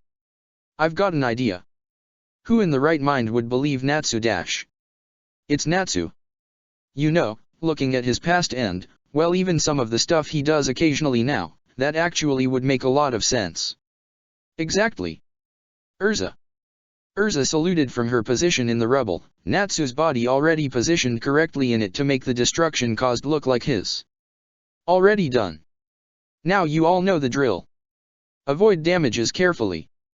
When you do make them, however, run as far away as possible and hope that no one realizes it was your fault. Fairy tale. 2 later. Run. Protector of the Fairies. Laxus slowly forced his eyes to open, confused for a moment as he tried to remember what had happened. He had beaten by Ichigo and had then what? Blacked out? He supposed the exhaustion and his wounds must have finally gotten to him. Where was he anyway? This wasn't the guild hall. He had expected to have been held imprisoned somewhere in case he tried again the moment he recovered. He had no reason anymore to keep on trying, but they should have still taken precautions. A burst of pain rippled through his chest and he looked down at it to see a blue-haired girl sitting on him. Get off, Levi. Huh. Levi glanced up from her book and looked down at him. Did you say something? Get off. Levi shook her head and showed him a smirk. I'm quite happy with my seat here. I think I'll stay here a bit longer. Laxus sighed. He supposed he deserved that. She was trying to get revenge for not being listened to by him. And to make it worse, she had been right. Ichigo had sided against him as she must have predicted. He could practically feel the smugness radiating off her. He glanced around the room, recognizing it as his own. What was he doing back at Ichigo's house? You really thought Ichigo would leave you in the rubble or not treat your injuries? You really are an idiot sometimes. Laxus didn't bother disputing her claim. He really had been such an idiot. Where's Ichigo? Levi shrugged. Not sure. I think he said something about going to visit the master and try and get the others he brought with him into the guild. I see. Laxus smiled. It seems like all of us gathered a few people to us during these past years. Levi smiled too. Kana came a long way. I just wished she hadn't been caught off guard before she could get serious against Fried. I bet she would have won. Laxus scoffed. Please. Fried would tear her apart. I could probably take on both of them at once, stated a newcomer. Levi and Laxus glanced towards the intruder. Who are you? Hello, Shinji. Laxus glanced towards Levi. How the hell do you know who this guy is? You said yourself that you knew Ichigo had allies with him. Yeah, but I don't know which is which. Runes don't have pictures to put with faces. Shinji smirked. You two are a lot like Ichigo described. Especially you, Laxus. You seem to be acting a lot like the stories I heard of you. Laxus frowned at him. You've heard of me? Of course. Ichigo wouldn't stop talking about this team fairy he had been a part of. He spoke of you guys more than anything else in his past. Laxus couldn't hide the small smile on his face at those words. Didn't know he would speak so much about us. Laxus's smile dropped to be replaced by a frown. I must have really ruined this for Ichigo. I doubt he wanted to return home to face me in battle. Shinji shrugged as he pulled up a chair from Laxus's desk and sat down on it. Ichigo doesn't hold grudges for very long, or at least not for something as small as this. This wasn't a small thing. True, but it is to Ichigo. Trust me, if you had really upset Ichigo because of your actions, you wouldn't still be alive. He wouldn't have taken you and treated your wounds if you had done something he wouldn't be able to forgive. Ichigo can use healing magic. Well, Taoshiro can, but Ichigo ordered him, and Taoshiro sometimes gets a bit obsessive in following orders from him. He's like an extension of Ichigo's will at times, hence Ichigo healed you because he ordered Taoshiro to heal you. I see. An image flashed through Laxus's mind in recognition. Sounds like Fried. That rune guy? Suppose they could be similar. Does Fried follow your orders as if you were a king? Probably. Then yeah, the two have quite a bit in common. Shinji smirked sinisterly. Don't tell the squirt I said this, but he was extremely bad in the early days. He even tried to style his hair like Ichigo's and copy his actions. Considering his age, it was actually quite cute at times. And Taoshiro had no idea that I was laughing at him each time when he wasn't looking. Laxus laughed. Definitely another Fried. Levi pouted. Why couldn't Kana have been like that? Instead she dragged me out to bars and stuff. I ended up paying for her tab. And she rarely pays it. The group fell into silence as each distracted themselves with different things. Slowly, Levi went back to her book, still refusing to budge from her position. Shinji rested his Zanpakuto against his side and let himself fall into a half-meditation while Laxus just laid there on his bed, thinking. Ichigo had really become much stronger than he had ever predicted possible. So had Levi too. And while he himself had gotten stronger, he hadn't done as much as the others. Sure, he made a new technique or two and refined his lightning form, but it wasn't nearly as grand as the others in their development. He had slacked off, letting himself become happy with his current self. That wasn't enough for him anymore. He needed to change like the others. And he knew just what was necessary for that to happen. Protector of the Fairies. Taoshiro frowned at the situation he had ended up in. It had all started when Ichigo had taken him and Shinji to the guild to join. A lot of the mages there had looked at them in surprise, a lot of glances being aimed at Ichigo due to the length of time that had passed. The glances had then shifted over towards him and Shinji, and once they had been introduced, everyone knew who they were instantly. They must have seen a rune update or something that said that they had beaten one of the Thunder God tribe. Straight after that news was passed round, the guild broke into celebration. They had already been happy before, but it was now madness. He felt himself getting washed away in the crowds as groups of mages kept introducing themselves to him and asking him stuff. A lot of questions seemed to relate to either Shinigami or his age. They always seemed shocked to know he was 12 yet still managed to defeat Big Slow. Eventually, after he finally broke through, he met the master again. The mood wasn't as serious as it was last time, and it seemed the master had forced himself out of bed to the guild's frustration. His excuse had been that he had wanted to meet the new members personally, and claimed that the first time they had met didn't count. The horrible trial he had been prepared for never happened, despite the warnings he had heard from Ichigo. Shinji had enjoyed making fun of his confusion and claimed that he knew from the start that there would not have been a 20-foot-high lizard. How had he been supposed to know it hadn't been true? When it came to magic, a lot of things were possible. He had gotten his guild mark like Ichigo had, while Shinji had chosen a completely different idea. Somehow, and he still had no idea how the blonde had done this, Shinji had managed to reverse the guild stamp before placing it just above his ankle on his right foot. Even the master seemed shocked at what Shinji had done. Now though, he found himself stuck between two people at the bar. Ichigo had already disappeared into the back with the master while Shinji had vanished, leaving no one able to help him. And it was getting harder and harder to stop the woman next to him from forcing him to drink. And that was the problem on the right. On the left was, for some reason, once of the members of the Thunder God tribe, sitting silently but at the same time throwing him looks of understanding. It was really getting annoying since he had no idea of why the man was doing it. "Hey Fried," said Kana, shoving a mug past Toshiro and towards Fried. "Come on. Drink a bit. Don't be so quiet over there." "I'm fine here," Fried said, his attempts of forcing the mug away not going as well as he would have wanted. "What? Why not? This is some really good stuff," the master broke out. "Didn't you say you stole this from the storerooms below us?" "Same difference." Toshiro sighed. Again, he kept wondering how this situation had ended up happening. You had one person who had been defeated by the Thunder God tribe, one who had defeated a member of the Thunder God tribe, and one who was a member of that very group itself.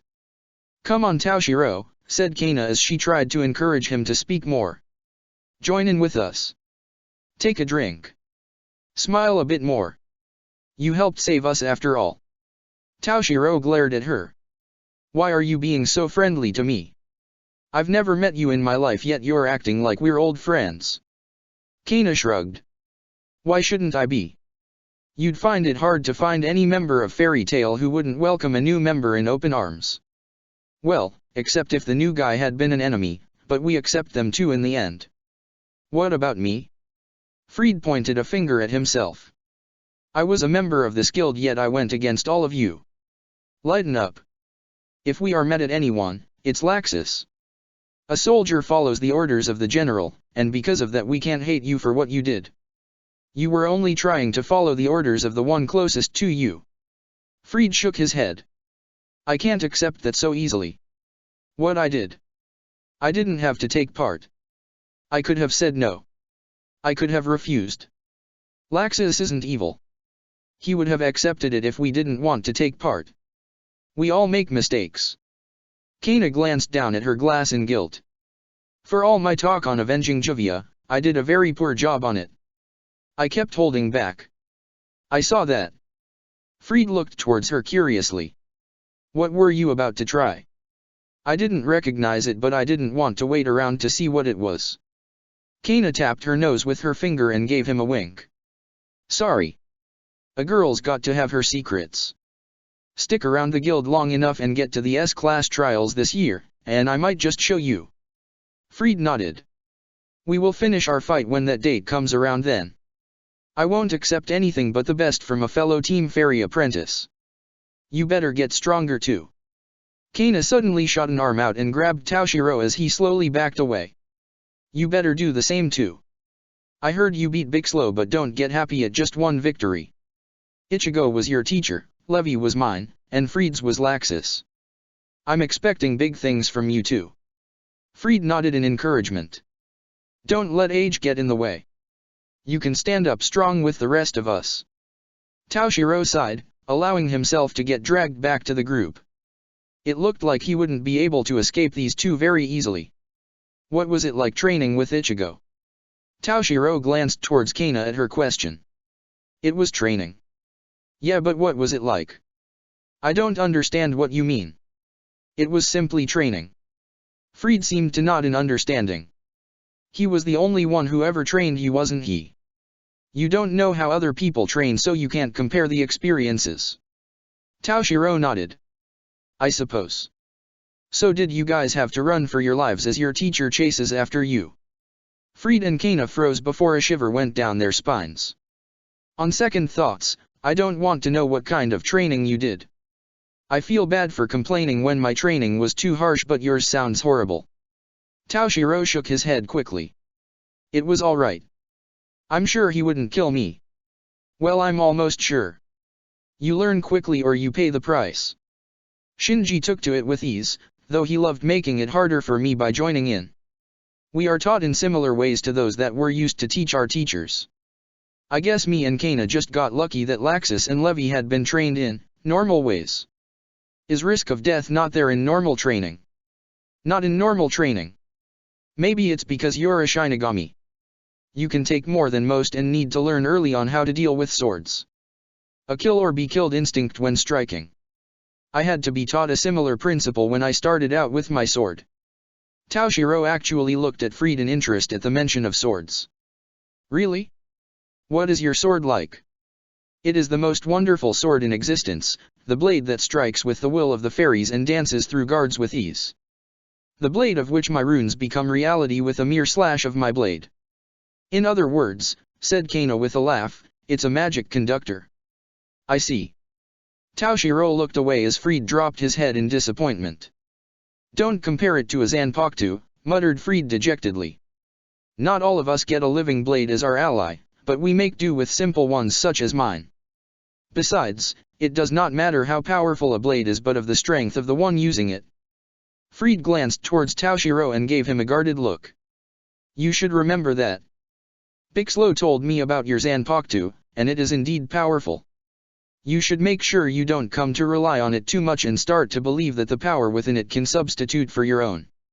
Toshiro looked at him in annoyance but accepted the advice nonetheless. I'm sure I can tell the difference. It isn't like I'm not going to use it though. Some Shinigami use their Zanpakuto all the time in battle. I am closer to that type than most due to the nature of my Zanpakuto. Others choose to rarely use it at all, saving it for the direst of situations. And some just use it when they need to. Just keep it in mind. If you were to lose the power of your Zanpakuto, what would you do then? If the enemy could perfectly neutralize its abilities or stop it from activating, could you win without it? Toshiro didn't answer, and before Fried could add any more, Kana interrupted him as her glass hit the table. Don't get so serious.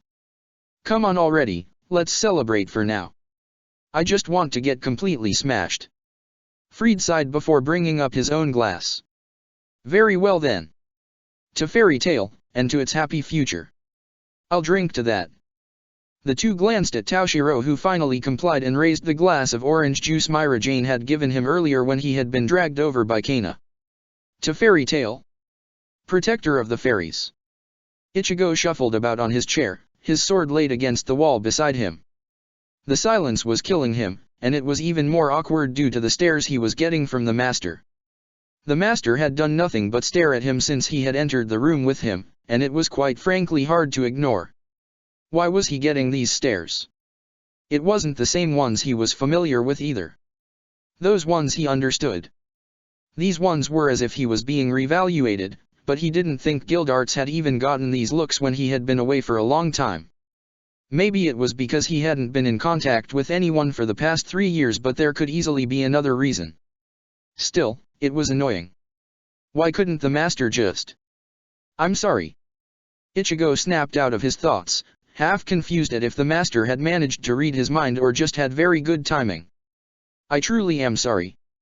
But here the master was, his head bowed as if he was asking, or even begging, for forgiveness. And Ichigo didn't have the faintest clue why. Come on, Ichigo said in an attempt to reassure the old man. Bring your head back up. Why are you trying to apologize to me? Why do you need to? Makarov shook his head. I know, Ichigo. We all know. Ichigo froze, his eyes scanning the master in both confusion but also realization. Laxus. The guild didn't change for no reason, Ichigo. Laxus told us everything. What you had been doing. What the actions the guild had caused had done. And what my stupidity had done. Makarov brought his head back up and stared directly at Ichigo, his eyes darkened from his sadness. I talk a lot about this guild being a family, don't I? I treat everyone equal, or at least I like to think I do. I even reach out an arm to those in need, even if they aren't in our guild. Just look at Gajeel for instance. He was our enemy, but I still tried to help him so he wouldn't fall into darkness. But what did I do for you? Makarov slammed a fist down on the side of his bed, a crack being heard. Nothing. I did nothing. I pushed you away, shunned you, viewed you as a threat and a black sheep despite the fact that you were a better member of Fairy Tail than I was. The master sighed as he slumped down against the pillows on the bed. I was an idiot. I see it all now. When you first arrived, I knew you had been taught by Kisuke. It wasn't clear at first, but you were so much like him in a lot of ways. And why wouldn't you be too? He would have taught you from a young age and you would have unconsciously taken on some of his traits because you would have been impressionable. Children are like that. I suppose I would have taken on a few traits of his. I got Mikado style from him after all. Exactly. And that is all I saw it as. I viewed him as your teacher and treated you kindly. But after that mission all those years ago, the day you came back covered in blood, I admit that I was afraid. Makarov sighed. At first it was for you. But as you went on more missions, that fear shifted. I began to fear that Kisuk had passed on more than just his teachings. Kisuk never had the best of morals, and I believe they loosened even more when he joined the council. I feared he had passed those same morals on to you. And you feared that I went on those missions because something like death wasn't bothering me. I believed you enjoyed death. And I pushed you away. I made it so you couldn't approach me anymore, and I should never have done that. If it had been anyone else, they would have gotten angry at me and actually would have shown it. But you never did. You just kept taking on missions that were for our sake, and just shouldered my scorn alone. Makarov clenched his fists. I understand why Laxus was so angry at me. I understand why he still is. Because I never asked you why. I never tried to understand, and just assumed. I should have expressed my distaste to you and should have gotten you to explain to me why you took those missions. I should have listened to Laxus's warnings about the destruction we were causing, and instead I played it off. And the worst part was that I doubt I would have believed it if I was told it to. I would have said to not worry about it, and that would have ended up getting the guild ruined. Because I couldn't control the members back then and instead let them run wild, you were left to save the guild all by yourself. A short harsh laugh erupted from Makarov's throat. And you know what? In the end, you were the truest member of Fairy Tale. We all pride ourselves on helping one another, protecting them from harm. But you did what no one else could. You took on a burden that no one should have been able to handle alone, and dealt with it even as it crushed you bit by bit. The scorn from me, the missions themselves, and you never once asked for help. If you had asked, Levi and Laxus would have willingly thrown themselves into the darkness after you, but I remember what you were always like, and I should have always have kept that in mind. Makarov looked directly towards Ichigo. You were, and still are, the kind of person who would rather not let anyone have to do anything because you would rather protect them yourself. Why let them have to even get hurt when you can take the pain for them, even if it was too much for you to manage? Gildarts saw it, even tried to tell me about it, but I didn't listen. I just assumed I was right. Ichigo laughed. I suppose I am a bit like that sometimes. I'm guessing that whole fight with Gildarts didn't help your opinion of me much, did it? No, it didn't. Willingly letting yourself get possessed just for revenge is one of the only times where I truly believe I was in the right to be angry you. Ichigo looked away. I admit it wasn't the best decision I ever made. Shinji alright ripped into me about that, so you don't need to start on it. I know it was stupid. I just can't explain it.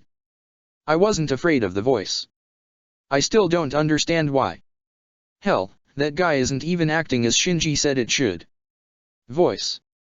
Makarov looked at Ichigo in confusion. What voice? You know who possessed you? Yeah. Ichigo paused for a moment, unsure if to say any more. He finally relented though. It's something inside of me. An inner hollow. It's a part of you then. That does explain where that regeneration you showed when possessed came from. You're right on that part. I can control it now though. I saw. You were healing your wounds as you fought Laxus. I doubt many people noticed, but you were doing so. And that mask at the end? I felt the magical power you were releasing. That was me drawing upon its full strength. Don't worry, I'm in control of it. I still try not to use it too often if I can. I save it for extreme cases. Like that attack of Laxus's. Ichigo nodded. I don't know how he made such a thing, but it was strong.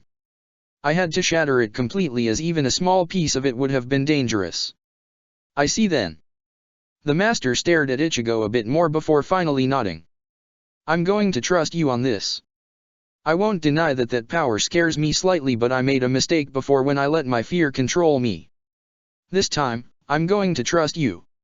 What about Laxus? Makarov looked down sadly. What he did, the pain he caused, cannot be overlooked. He did it in my name. So don't you dare. Despite barely able to stand, the aura Makarov was emitting was immense. Don't you dare. This was not your fault. I won't have you held responsible for actions Laxus did, even if he claimed he was doing it for you. That was his way to justify it all, not to us, but to himself.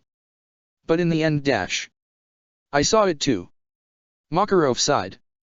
He knew you would win. He knew that last attack of his would fail.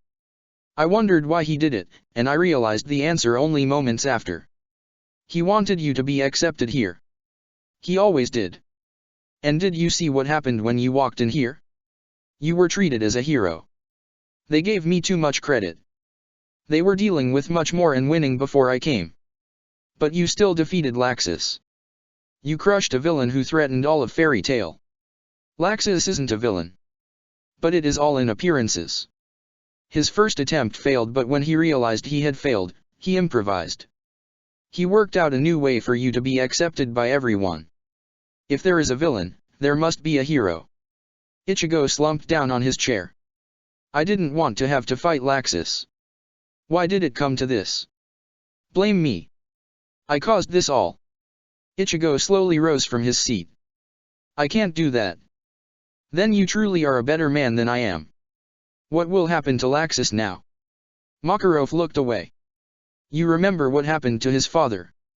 Ichigo sighed, but he didn't say anything, instead turning towards the door. Ichigo. Ichigo froze as he reached the door, his head twisting round to face the master. Yeah. Makarov bowed his head once more. I truly am sorry I caused all of this. I know it is too late to try and act grandfatherly now to you, but I'm still so very sorry. Glanced upwards, Makarov was treated to a small smile instead. Don't worry about it already. I never blamed you, so you don't need to keep apologizing already. Besides, I wouldn't want to deprive you from your grandfather persona. Then who would you be? Ichigo frowned as he glanced down at his coat. By the way, did you voucher for me to get this or something? Juoshiro said you had a role in it, but he never said how much. I nominated you. I admit it was partly for me too though. At least this way, any missions you do have to be those that the council must look good from. Here, you have to be a light. Ichigo gave Makarov a nod in thanks. That will make things a bit easier. Thank you. This wasn't a pity thing though. I don't want bribes for forgiveness. Don't be absurd. You think I'd even let you take this position if I thought you weren't capable of it? You certainly have the strength, and your character itself didn't change, which was what made you perfect for this kind of role. And besides, you are the only person in Fairy Tale that I would even nominate for such a role. Really? Ichigo looked at Makarov curiously. What about Guildarts? You want that man to stay in one place for a long period of time? He goes on long, and I mean long, missions. He would never be able to be contacted easily or receive a message quickly enough, except from me of course. And don't even get me started on the others. Have you seen how they act in front of the council? They may have gotten more controlled, but they still find it hard to deal with them.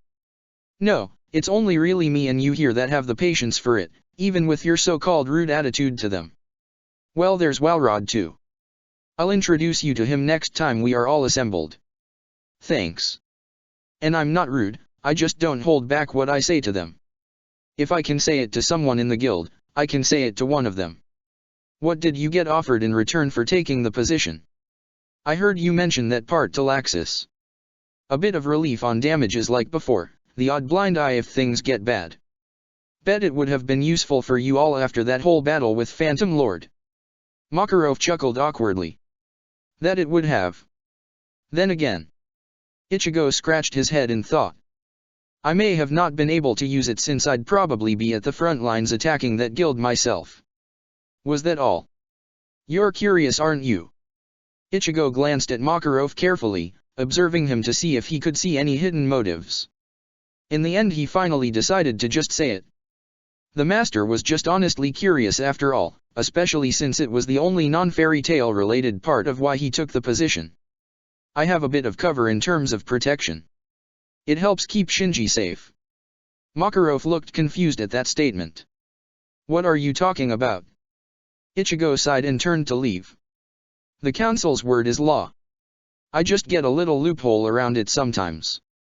And without it, well, they'd probably have someone do the same jobs I used to do. And Shinji would be number one on their list. As Ichigo left, Makarov smiled softly. The amount of faith Ichigo would have put in him to tell him that last part, even if not intentional, was surprising. Maybe he still had a chance to fix everything. Ichigo said that he didn't blame him. Despite Ichigo's words, he couldn't let it go like this. He may have been forgiven, but he still had a lot to do. For now, he would try and act as he should have always done. And maybe one day, he could finally forgive himself for what he had done. There was one thing for certain. Fairy Tail was going to be okay. Ichigo was back, and this time he knew that he would never have to worry about Ichigo. For now, he would enjoy the peace. Oh master. Makarov shot his head round to the door to see Ichigo's head sticking back round it. How did you manage to bring down the damage costs anyway? Ah. Makarov shivered. They aren't exactly down. What are you talking about? Let's just say that just because you don't heard about Fairy Tail's damages anymore, it doesn't mean they aren't happening. It's just a little bit more selective. So that means dash. Hey. At least we don't have too many complaints anymore. A lot of them were civilians because we destroyed their homes. Now we limit it more to other places, like national monuments. So that cathedral in Magnolia. Yep. At least it explains why Fairy Tail isn't as rich as some guilds. You have no idea. Protector of the Fairies. Laxus glanced backwards at the parade, smiling slightly at the raised hand of his grandfather. And then he turned, heading off from the crowd's end towards the exit of Magnolia. He had been kicked out. He understood why. He had no right to stay in the guild anymore after what he had caused and done. He had to suffer the consequences of his actions. Not even going to say goodbye. Laxus turned his head, spotting Ichigo sitting on the edge of a wall. Did you? Ichigo shrugged. Suppose not, just so long as you plan to come back one day. Laxus smiled widely. I'll be back. I told you that I'll one day be the master of Fairy Tail, and I haven't given up on that yet. I'll find a way to redeem myself for what I've done, and maybe then I'll be able to come back. You know, the punishment might have been a bit easier on you if you hadn't gone for overkill at the end of our fight. What was that anyway? I told you. It was my trump card. That's a very strong trump card. You needed to get a lot of magic back to even use it. Laxus laughed. You think I'm the only one with a spell like this? Levi has her own solid script spell that consumes a similar percentage of her magic. The only difference is that mine works as intended while she is still trying to fix the faults in hers. Still, a technique like that isn't easy to create. I was using Bankai, and even that was hard-pressed to destroy it. How did you do it? Laxus smirked. I guess you'll have to wait to find out another time. Reaching out, Ichigo extended his arm towards Laxus. Laxus gripped it tightly and shook it. Next time, I'll win for sure. Ichigo returned the smirk. Good luck. You'll still lose, but I suppose I should at least let you think you have a chance. Laxus released his grip and started to leave. Before he got far though, he stopped and turned once more towards Ichigo. You'll protect them all, won't you? Ichigo stared directly back at Laxus, his gaze unfaltering. With my life. That's all I needed to hear. See ya. Turning back round, Laxus walked away, no destination in mind for where he was going to go. For the first time in his life, he didn't know what he was going to do. No. And it felt good. He wasn't going to let Ichigo stay ahead though. He couldn't slack off from his training, else he'd never heard the end of it. For now though, he could relax. For the first time in a very long time, he wasn't angry anymore. And he was going to enjoy that feeling for as long as it lasted. Even if he was a villain to Fairy Tail, he still felt happy. With that final thought, he left Magnolia behind and didn't look back. Protector of the Fairies. Gather, children of light. I can hear it. The sound of the breaking of the light. Don't be so hasty, Cobra, muttered a long-nosed man. Well, being hasty ain't so bad, but even I have to be patient. Cobra flicked some of his red hair out of his face as he turned, one hand still resting on his large purple snake, Cubelios. You know what rests here, Racer? The magic hidden in the depths of the wood. A long orange-haired man stood forward to examine the sight below them of the forest, his size towering over the other people around him. None of them seemed afraid of his strange geometrical-like face. One hand reached up towards the beads around his neck while another clutched the book in his hand closely to his chest. A magic that will bring about darkness and break all light, yes. Nirvana. This is it, isn't it, Otai? The speaker stepped past the others to join Otai, the wings of her outfit fluttering as she walked, giving her the appearance of an angel when seen with the rest of her outfit in appearance. Indeed, angel. It is glorious, yes. What do you think, Midnight? Otai turned towards a black-haired individual, asleep in a sitting position on a floating carpet. There was no response. A staff with a skull on it smashed into the ground, catching the attention of all the awake mages present. The legendary magic will soon be ours. Racer scoffed as he turned to the silver-haired man. Strange lines scattered his body, intersecting as in strange patterns. Is this Nirvana magic really all it's cracked up to be, Brain? Brain smiled and pointed his staff towards the forest. In the center of the forest, all 6 mages could see a dark cloud over the forest's center, no light able to penetrate through the cloud. Behold! The land has already begun to die. This has only happened because Nirvana is nearby. Decide with that information. Cobra looked towards the horizon behind them. I can hear them. They are coming. Let them, said Angel with a smirk. They will fall before our divine path. Brain glanced at Cobra with a calculating glare. Do you recognize any of them? Cobra closed his eyes and focused. He could hear everything. The breathing of those around him and nearby, the sound of footsteps from the mages of the light slowly approaching, even their very thoughts. This had been his mission. To get close enough to each light guild that could attack them today and identify the thoughts and patterns of the mages involved. He recognized the Trimens from the Blue Pegasus Guild along with their eccentric leader. That man's thoughts were disturbing enough that he recognized them instantly. Who else was there? There seemed to be a lot of scared and worried thoughts from one person, but he couldn't recognize them. It could have been someone he had missed.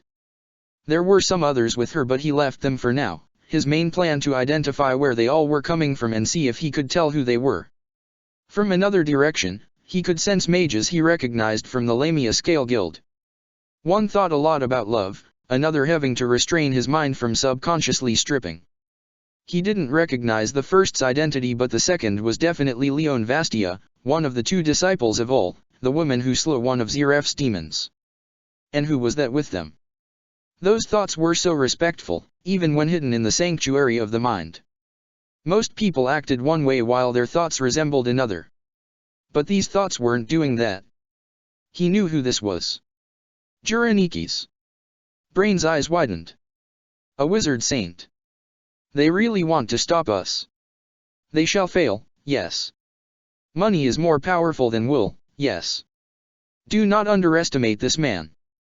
He is truly powerful. He could even match me evenly.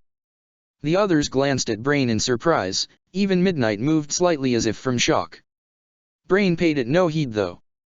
Anyone else worth mentioning? Cobra refocused, taking in the last of the mages approaching the others.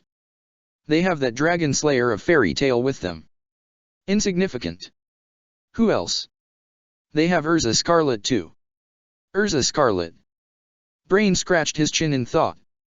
She may not be as strong as Jura, but she still is powerful. She must be eliminated quickly. Wait. There's some others close behind the fairy tale group. I don't recognize them. Brain looked at Cobra in annoyance. I thought I told you to learn the minds of all fairy tale members. I did, argued Cobra. They must have joined recently. One of them is hard to figure out while the other seems to be the mind of a kid. And the last one? Cobra frowned, focusing his senses further. This mind was stranger than the other 2, and those 2 had been stranger than normal minds. A lot of thoughts were bouncing around, but none of them seemed to go in any particular order. 1 second it was one line of thought, the next it was another, and then it was suddenly back to the original. The thoughts even interrupted one another. And what was that? Hey there. Cobra flinched, releasing his grip on the thoughts but not fast enough to hear a sinister chuckling. What was that? Cobra. Cobra shook himself out of it and turned to Brain. The last one was strange. The other two with him had similar thought processes in terms of how they worked, but his seemed weirder. It was like there was something sinister in his mind, and it sensed me too. Brain looked at Cobra in disbelief. I find that hard to believe. Unless. Otai glanced towards their leader. You know who the person was, yes? Brain nodded. It is possible. I thought some of that magical power I had been sensing had been Nirvana, but it may not have all been coming from Nirvana after all. It seems Fairy Tail is bringing one of their old members back. The chosen instrument of the ex-chairman's will. You mean that Ichigo person, said Angel. I remember you saying about a nuisance a few years back among the dark guilds under us. Something about them being attacked at times. I learned a lot of things about this mage. He won't be easy to deal with. You heard of the fight recently at Fairy Tail? Cobra should have filled you all in. We knew that Ichigo was back at that guild, but I had hoped he would have stayed out of this. It is too late now though. Brain swiped his staff to the side and held out his other hand. Are we not so close though? If this alliance of guilds thinks he will help change the tide, they will be surely mistaken. He shall be dealt with, and I shall ensure that their greatest champion of light falls into darkness. It is too late for them to stop us now. When the light goes out, there will be nothing left but the dark. Protector of the Fairies. Ichigo rested his head against the outside wall, lost in thought as he waited for the others to arrive. The main group from Fairy Tail had already gone in, and Shinji and Taoshiro had gone in after them when they had all arrived too. And from the sounds inside, it sounded like the Blue Pegasus Guild was there to greet them. He hadn't expected to have been involved on this mission.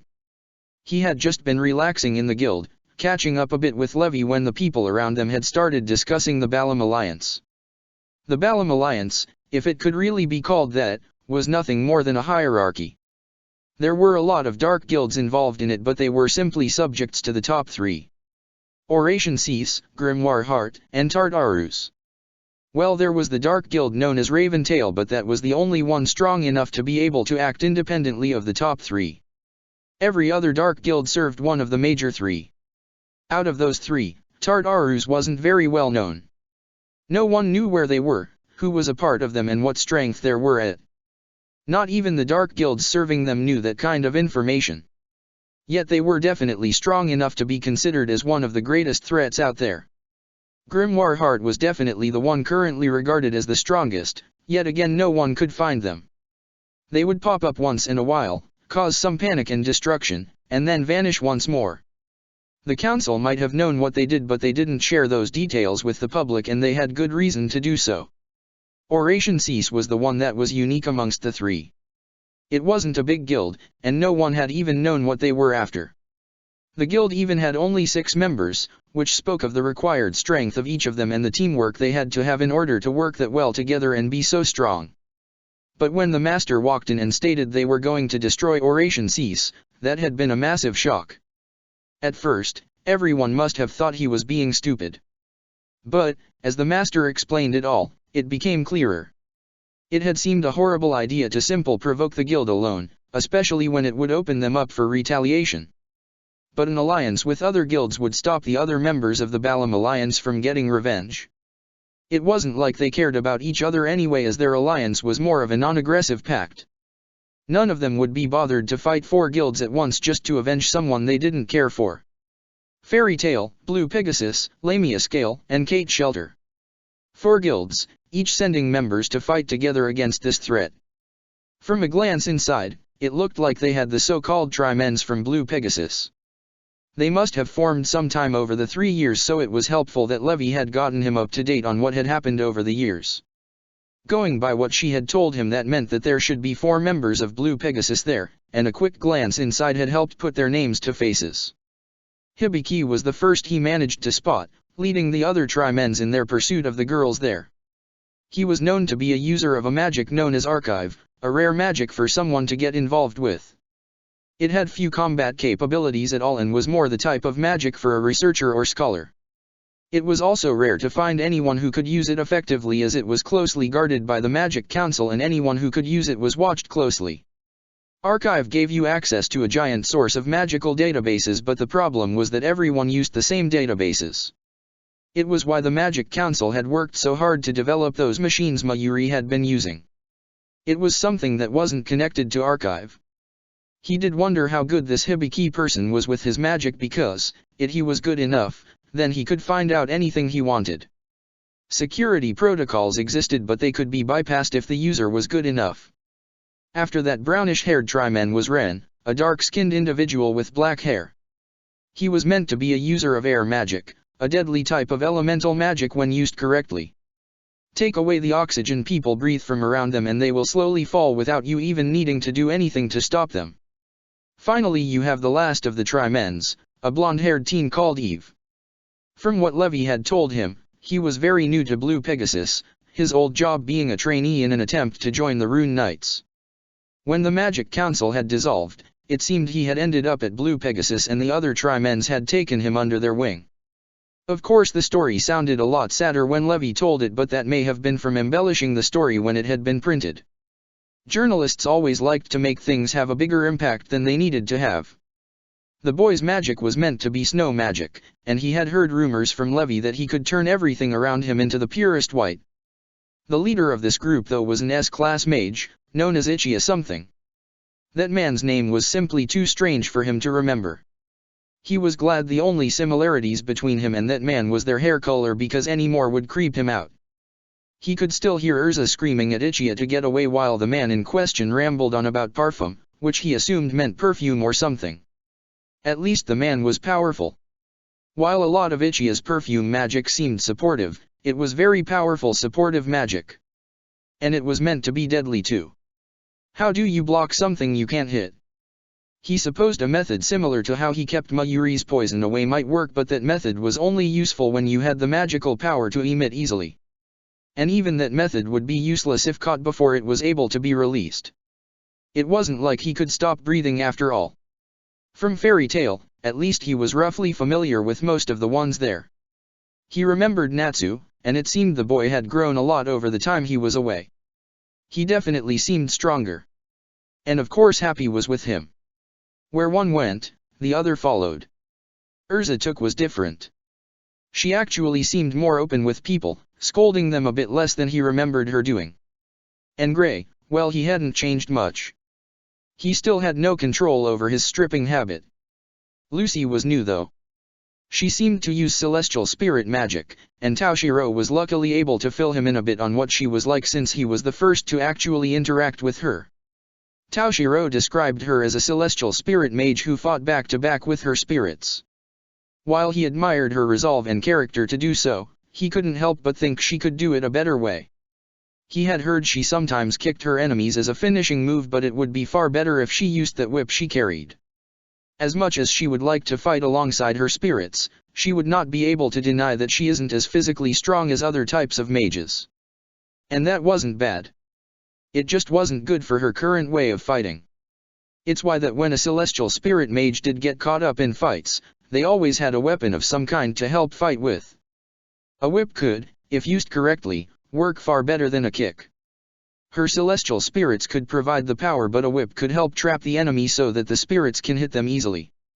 Unlike Eve though, she was actually more of a newcomer to magic in general.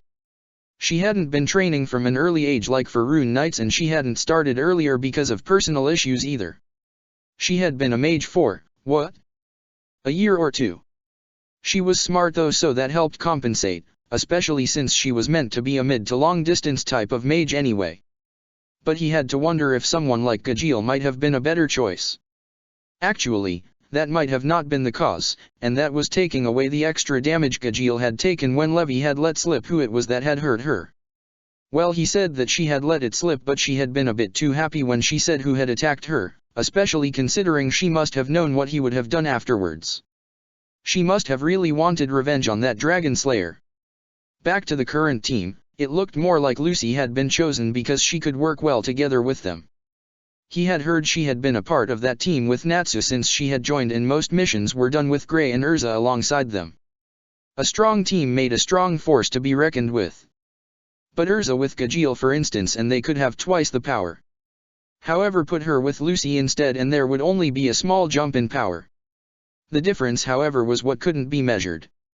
Like with unison raids, teamwork could sometimes make power grow exponentially.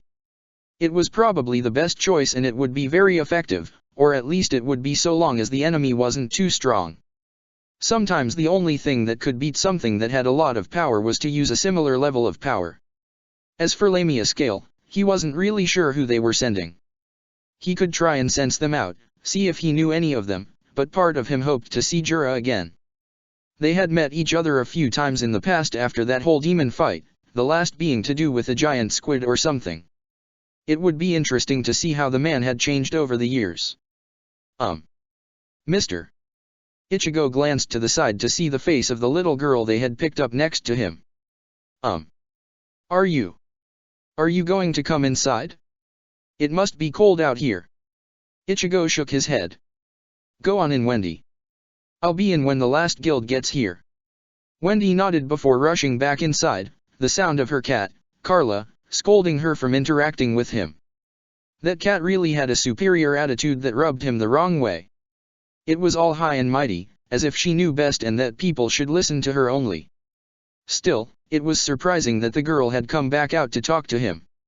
It was why they had gotten to the meeting place after the rest of the members from Fairy Tail. The master had asked them if they could pick the girl up, a favor the Kate Shelter Guild master had asked for. At first it had seemed strange. But it had been understandable since it would be dangerous for a single member of Kate Shelter to travel alone, even if it wasn't a very far distance. The problem would be that they would be an easier target. So he, Shinji and Toshiro had left the others and headed up towards the guild, only having to take a short detour from their original route to the meeting place. The guild seemed to be a bit bigger than Fairy Tail, though that may have been because the guild was more of a village than an actually guild. It had been an interesting sight to have seen. While small, it had been a busy place, bursting with life. Small trades happened all around them as people swapped their goods with one another, all seeming to share in the happiness of the others. What he did notice was that they were all cautious around him and his friends, careful in what they said, as if they were afraid one word would give away something. One eye welcomed, the other watched. The guild master, who was called Ribal, had quickly brought them into his office, shutting them away from the stares of the others. The man was a strange one, and he wasn't referring to the man's outfit. He had seen a few old people from tribes wearing headdresses before. But the man constantly had a habit of pouring a drink and then ignoring the glass he poured and just drinking from the bottle instead. That wasn't the only thing. The man would suddenly open his mouth to talk and all the liquid inside would spill out, as if he forgot he had been drinking right beforehand. And he constantly said the word Nabara. What drew his eyes to him though was that tattoo on the man's head. There was a red dot on the center of the man's forehead, and around it was 2 arched stripes. For some reason, it just seemed to radiate something, yet he couldn't put his finger on what it was. It was like trying to grab air, and none of the others seemed to notice the same thing he had felt. Their discussion had been interrupted as a shy blue-haired girl had opened the door, a flying cat like Happy following after her. And from the moment he had met her, she had acted as if she was afraid of him, despite that he had tried to act more kindly to her than the others. He didn't really get the reason for her actions, but sometimes people just were wary of others. She wasn't very good with Toshiro and Shinji, but she could at least interact with them without fear. That was when they had gotten a massive shock.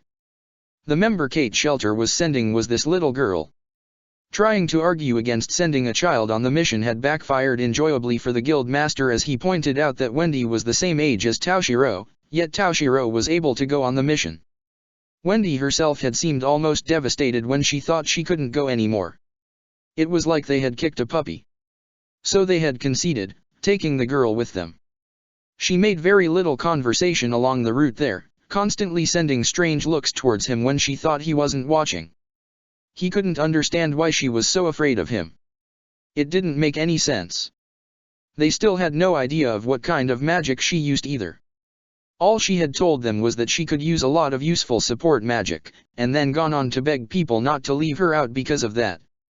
Glancing into the building, he had noticed that Urza had acted supportively towards her while Ichia had stated the importance of supporting your allies. If Levi was here, she could vouch for the same. Still, he couldn't believe the nerve of the Trimens. Did they flirt with any girl that crossed their path? He had almost charged in there if Urza hadn't rescued her. Big brother instincts he barely remembered emerging for an instance. It had been 11 years. How were Karen and Yuzo doing, he wondered. They would be 11 now. Hopefully they would be okay with his dad. It wasn't like his mom had ever been able to. He shut down his mind, clearing any thoughts from emerging. Damn, he thought he had finally put that in the past. Yet he still saw that image in his mind, his mother lying on the floor as a pool of blood around her steadily increased.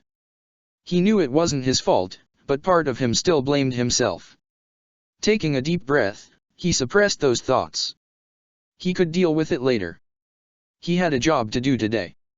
And that was the whole reason he, Shinji, and Taoshiro had been assembled together. It was the job of all the other mages to deal with Oration Cease. Their job was a little different. In a perfect world, the main plan would work fine. They needed backups and other ideas for if it didn't work. That was their job. It was essentially twofold. The first was to help in emergencies as a relief squad. Shunpo would allow them to cross areas much quicker than anyone else, and the master had vouched for their strength too. If it came down to it, they could lend a hand to help give the others some breathing room. He had asked the master why not just include them from the start. It had to be easier. The master had simply smiled as said that they were a trump card for worst-case scenarios, and it was better if the enemy did not expect more than what they saw. Then there was the second reason they were not meant to be with the others. According to the master, he had talked it over with the other guild masters and they had all agreed there was a chance that the magic known as Nirvana could be released, despite their efforts to stop it. He didn't know what Nirvana was, but he had heard enough in the master's voice to know it was imperative that they stopped it. But if it was released, there was only one choice. They had to make sure it couldn't leave the forest. Out of all 4 guilds, it was only Fairy Tail that had Shinigami. That was what was needed for this job. They needed a barrier strong enough so that not even Nirvana could escape, and something of that level wasn't easy. He still wasn't sure if the plan they had in mind would work as they had never tested the spell they had ready against extreme forces and there was simply no knowing how powerful Nirvana would be. One thing was for certain. They would not be able to hold it at bay for any long periods of time. The moment that Nirvana is released would cause half the sensors the Magic Council uses to go haywire. They would just need to hold out till reinforcements could arrive. With 3 high-powered Shinigami, they should be able to hold the barrier up for at least a week anyway, so if worst came to worst, they could hold out till help came to seal the magic away again.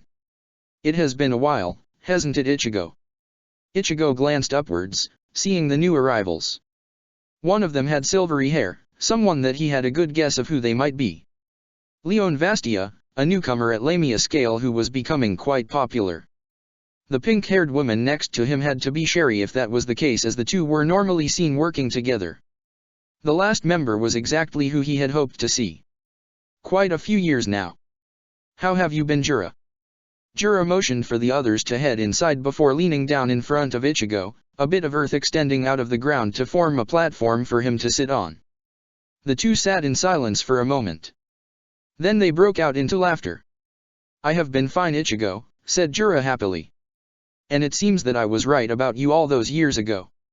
You're not back for long, but you already became a wizard saint, only a year after I did. Ichigo shrugged. Juoshiro really had to persuade me though. I was resilient against the idea. Jura nodded sagely. You should have been. The paperwork they have us do after a mission is simply horrific.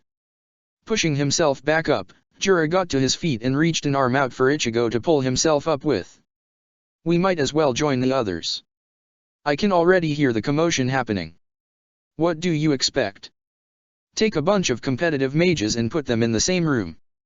What did people think would happen? Indeed. I will be honest, I did not exactly expect to see you here, or at least as the role you were given. Your master told you about the backup then. Indeed, and it is likely Ichia knows too. I will fill the others in shortly.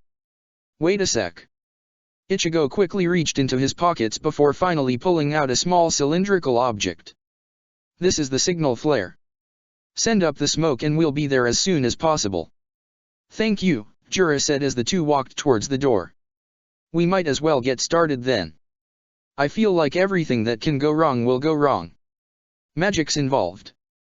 Of course it will. Jura took one step through the door and smashed his staff onto the floor. All around him, the dust lifted up slightly, and it wasn't only the dust that picked up. The shockwave shot forward and all the mages directly in front of him found themselves shifting slightly from the force.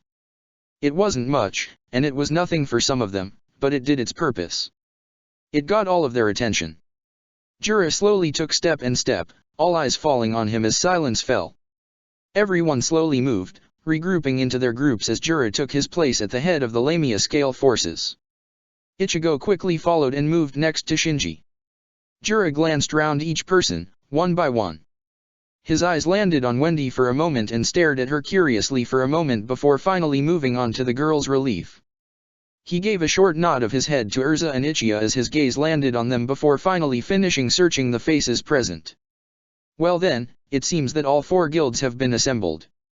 With this, I declare the official formation of the Allied forces. We can now move on to the reason we were assembled today. Our task is to defeat Oration Cease. Here is what we are going to do. Protector of the Fairies. Prepare yourselves and charge forward. Jura glanced at all of the assembled mages before continuing. You are all familiar with where we are, correct? From here the Worthwood Sea spreads on to the north for miles, and it is in this very forest where an ancient magic rests, hidden amongst the very trees themselves. And this magic was known by only one name. Nirvana. Ichia nodded and made a pose. I heard just as much from the master. He said that an ancient people lived in these lands, and that it was them who sealed Nirvana away. We don't need the pose, muttered Gray in annoyance. Who were these people anyway? Wendy raised her hand shyly, almost hiding when every eye fell on her. Go on, Jura said kindly. Do you know something about Nirvana from your guild master? Wendy nodded. He said that is where the guild originated from and that all of the people in the village came from people known as the Nervits. Hibiki brought a hand up to his chin. Wendy is correct on the name, I think. I remember hearing about the Nervits, but I wasn't sure if they were connected or not to Nirvana. So does that make you one of their descendants? Wendy shook her head lightly. I'm kind of an adopted member. I joined the guild, but I wasn't born into like everyone else. That has to be hard, said Leon. To be the only one who doesn't completely belong. Wendy nodded, her expression sadder than before. Leon turned his attention back to Jura. Do you know what exactly Nirvana can do, Jura? I'm afraid I do not, Jura said gravely. However, I believe that the members of Blue Pegasus have been gathering data on it over the past few days. Ren stepped forward. From what we have learned, it has a deadly destructive power to it, enough that the ancients, now identified as the Nervits, had to seal it away. That's all we know though, continued Eve, taking over for his friend. We have no idea of what kind of magic it can use or to what extent it can use it to either. Not even Hibiki could find anything. Jura glanced towards Hibiki. Is this true? I'm afraid so, Jura. It seems that the Nervits didn't even want a single scrap of knowledge about Nirvana present anywhere. They must have destroyed all records of it so that it could never be stored in archive. Jura sighed. That truly is bad news then. At the very least, we know that Oration Cease has gained enough information on it to agree that it is worth pursuing. As such, they have assembled nearby somewhere and are intending to find it and unseal it. And then, stated Ichia, we will attack Oration Cease when they least expect it. They're posing, muttered Lucy to Gray as she stared at both the Trimens and their mentor standing in dramatic poses. I'm starting to run out of things to say about it. We have 12 mages while they have 6. Hibiki brought all attention back to him as he snapped his fingers, screens appearing in the air with a control pad below the central one for Hibiki to access. We can't afford to underestimate them because they are still very powerful mages in their own right. That is a rare magic there, said Juro with interest. Am I to assume you are proficient into? Hibiki smiled before screens of all members of Oration Cease appeared around them. You are. Excellent. Hold on, said Lucy, her hand raised slightly. You said 12. I count 15 of us here. You are correct. We will cover that shortly. Hibiki, if you will. Hibiki nodded. One of the screens flashed and then extended, filling a bigger space than the rest in front of the other screens. On the screen was a red-haired man with a purple snake wrapped around him. I'll start with this man. That guy looks bad, said Natsu. I mean, just look at those slanted eyes. Your eyes are the same, chanted Gray and Leon. Natsu is right, interrupted Hibiki. This man is known as Cobra, and we have very little data on his actual magic. What we do know is that he is always in that company of that snake of his, and it is extremely poisonous. Autopsy reports of some of this man's victims show the same thing, however what is interesting to note is that not all of the puncture marks were matching. It is likely he has other ways of poisoning his foes than just this snake. Be on the lookout for others. Hibiki pressed a button and the screen's image changed to a new location. This time it showed Cobra watching a settlement. This is all that was gotten from Cobra at this location. The man who recorded this image was never heard from after transmitting. What is likely is that Cobra is a scout for the Six, the first there in order to evaluate areas. It is likely he is a tracker of some kind too, so it will be hard trying to catch him unaware. The screen moved away and a new one came up, this time revealing a man with spiked blonde hair in the shape of a mohawk. He seemed to wear a racing suit with green-tinted glasses right above a long hawked nose. This man has the codename, Racer. Again, his magic is unknown to us. What we do believe is that he is some kind of speed magic user, as his name might suggest. This at least allows us to know what to expect from him. He will be fast, and he has yet to have been touched in battle. I already hate him, muttered Gray. Leon glanced at the image with a similar expression. The feeling is mutual. Hibiki brought up the next screen to show a long orange-haired man with a strange geometrical-like face. Otai of the Heavenly Eye. As the name implies, he is thought to use some kind of eye magic. He can find his targets with unnatural ease and has an extreme fondness for money. If the price is right, he will do any job you want him to. The perfect example of a mercenary. Another screen flashed up, this time revealing a short white-haired woman in a feathery dress with feathery wings. This woman is a deadly one. Known only as Angel, she seems to be an infiltrator of sorts. Whether this is from beauty or magic is unknown, but it is likely the latter, as she is able to gain access to information that no one should be able to get a hold of. A new image of Angel came up, quickly being magnified towards her hand where a slight bit of metal could be seen. At the very least, we can identify one form of magic she must use. She is a celestial spirit mage. Lucy glanced at the glint of silver and the faint mark they could see. I don't recognize the key. Neither do we. It's hidden too much for us to actually identify the type of key it is. Judging by how she is a member of Oration Cease, however, it is likely she must have at least one gold key, maybe more if this is her primary magic. Hibiki glanced back at the image of her and shuddered. They say she can peer into your very heart and see all the secrets hidden deep inside it. I hope they are just rumors, because it is a fearful thing to imagine someone able to do such a thing. The next image came up and Hibiki sighed. We have very little magic on any of the mages in general, but this guy is even worse. His name at least is Midnight, but that is all we actually know. I think it is best we beat him earlier rather than later, however, as I am unsure if that name is there for a reason or not. It is better to be sure just in case. Urza glanced at the figure in the photo. He had short black hair and his head was facing the ground while his arms and feet were crossed. One thing caught her eye though. Is he asleep? Hibiki shrugged. Every image of him shows the same. Look. He quickly flicked from image to image, each showing Midnight asleep in all of them while floating on a magic carpet. It's strange, isn't it? Yet even when asleep, he isn't defenseless. Rumors are that magic simply won't hit him and instead flies right past and around him. If that happens when he is asleep, I don't want to see him when he is awake. The last image came up and Hibiki frowned. Instead of a man was just static. Hold on, this was here yesterday. Ichiya looked at the screen intently.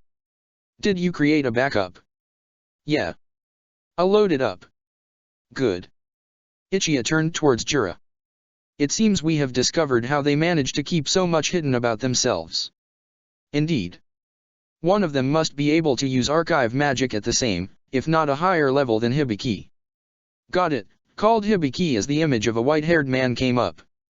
He had a staff with a skull on its top and had strange markings along his body, intersecting to form strange patterns. This man is believed to be the leader of them all if his codename indicates correctly. Brain, the man whose existence seems to have been wiped from the face of the earth. He is believed to have formed Oration Cease, yet there is no sign that he existed among legal and dark guilds. Jura examined the man carefully. Do we know anything about his capabilities? Hibiki shook his head. Not in magical terms, no.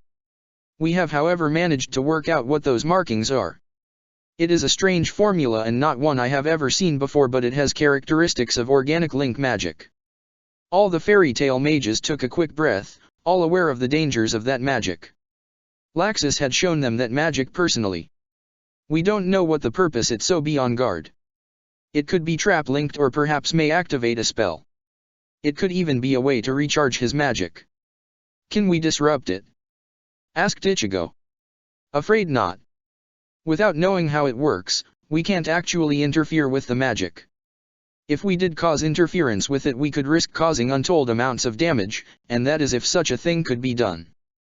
Organic link magic's greatest strength and weakness is that the keys for it must be living, breathing human beings, and they must also be mages capable of having magic to power the keys. And if Brain made himself the key, you would need to either kill or weaken him to disable it. Hibiki clicked a button and all the screens vanished. Each one of these mages has the magical power required to beat an entire guild by themselves. As such, they are even more deadly as a team. Our best chance is to use our superior numbers and draw them away from one another, eliminating the advantage they would get from one another. It might be better if you don't count me, said Lucy while shaking. Wendy was close to hyperventilating. I'm also not very good at fighting. Carla frowned at her actions. Stop acting so weak, Wendy. They aren't counting us, said Happy as he hugged a fish with a bow on it. What should we do? Ichiya made a pose. Do not fear, lovely ladies, for we do not intend to simply fight them. All we need to do is find out where they are hiding out. We should have mentioned about this, said Ren awkwardly as Hibiki brought up a map of the local area. Their base is somewhere in the Wood Sea, however we don't know the exact location. Considering this place used to be the home of the Nervits, it makes sense that there would be some kind of structure or hideout belonging to them in the forest. One of these places would be a perfect hideout for them to gain both shelter from the elements and cover from us. I am correct in assuming that we want to gather all of them in their base. Asked Urza. What then though? Ichiya pointed up high while Hibiki presented a new image to them, this time of a mechanical blue horse with wings at its sides. We will use our guild's pride and joy. Christina, the Pegasus. With help from her, we will take out their base and them along with it from above. Sherry looked at the image with a bit on confusion. So it is like a magical bomber. Isn't that too much? Asked Lucy. They're just people. No, said Jura forcefully. This is just how powerful they are. We cannot afford to miss any opportunity we get. Slamming his staff on the ground, Jura glared at them all once more. Are you all ready? There will be no going back after this. If we get split up, under no circumstances should you try and fight alone. For every one of them, they will face two of us. Hold up, said Leon, pointing a finger towards Ichigo and the other two Shinigami with him. What about these three? Support, stated Jura. If the worst is to happen, they will be able to come support us till we can get back on our feet. However, we must try not to call for their help if we can, as they serve a more important focus here. If Nirvana is released, it must be able to be held here until help can come. The moment the seal breaks, the Magic Council will know of it. The magic is unlike any other and they will realize how serious the situation is. Jura gestured towards the Shinigami. At that point, It will be their job to hold Nirvana back if possible with Kidoo. A strong Kidoo barrier should hold Nirvana back for long enough for us to get help. Would the Magic Council really send enough though? Asked Grey. A lot of the Rune Knights you see aren't exactly strong. Maybe not to you, but they are decent enough in numbers. But no, they would send them to protect a sealed Nirvana. An unsealed Nirvana requires them to at least send one of their army's generals. Jura pretended not to see Ichigo flinch at those words and continued on. Consider a general as anywhere between S-class and a guild master in terms of power, the older ones being more like a guild master or beyond that. These are troops that have spent years training for these types of situations. Nirvana's release will be taken seriously, don't worry. That is good, said Natsu, his fists smacking together. Well, what are we waiting for? Let's go. Before they could stop him, he was gone, charging out of the door. Urza sighed before quickly chasing after him. He isn't running at full speed, so that's something at least. I'm not letting that hothead get all the fun. Grey quickly chased after Natsu while Lucy reluctantly followed.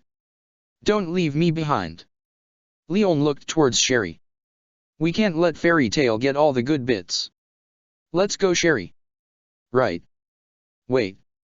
Juro looked on as Leon and Sherry ran ahead, leaving him behind. We're going to, said Hibiki as he quickly led the Trimens after the others. Come on, Wendy.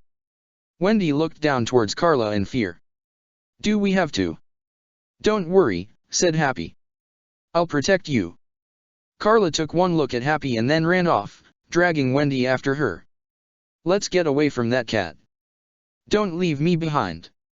My, muttered Jura as Ichigo moved towards him. Men.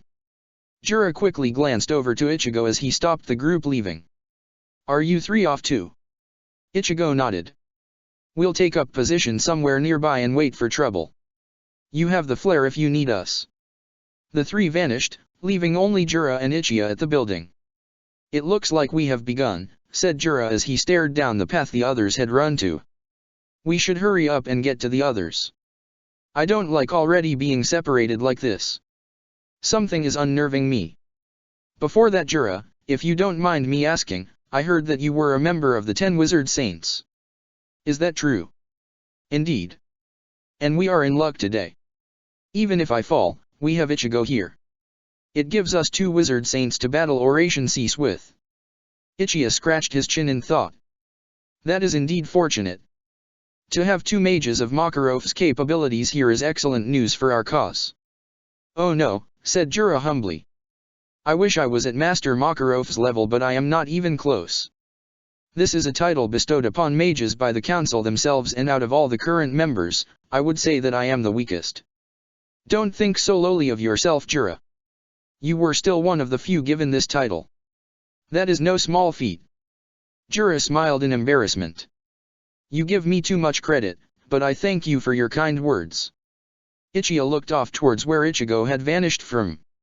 What about that Shinigami of Fairy Tail? Ichigo, I believe. It is hard to say where he stands in terms of position in the Wizard Saints. I would consider him to be a bit stronger to myself at most, but I think he is still a bit below the others. Stronger than you? Did you not hear about his fight with Laxus recently above Magnolia?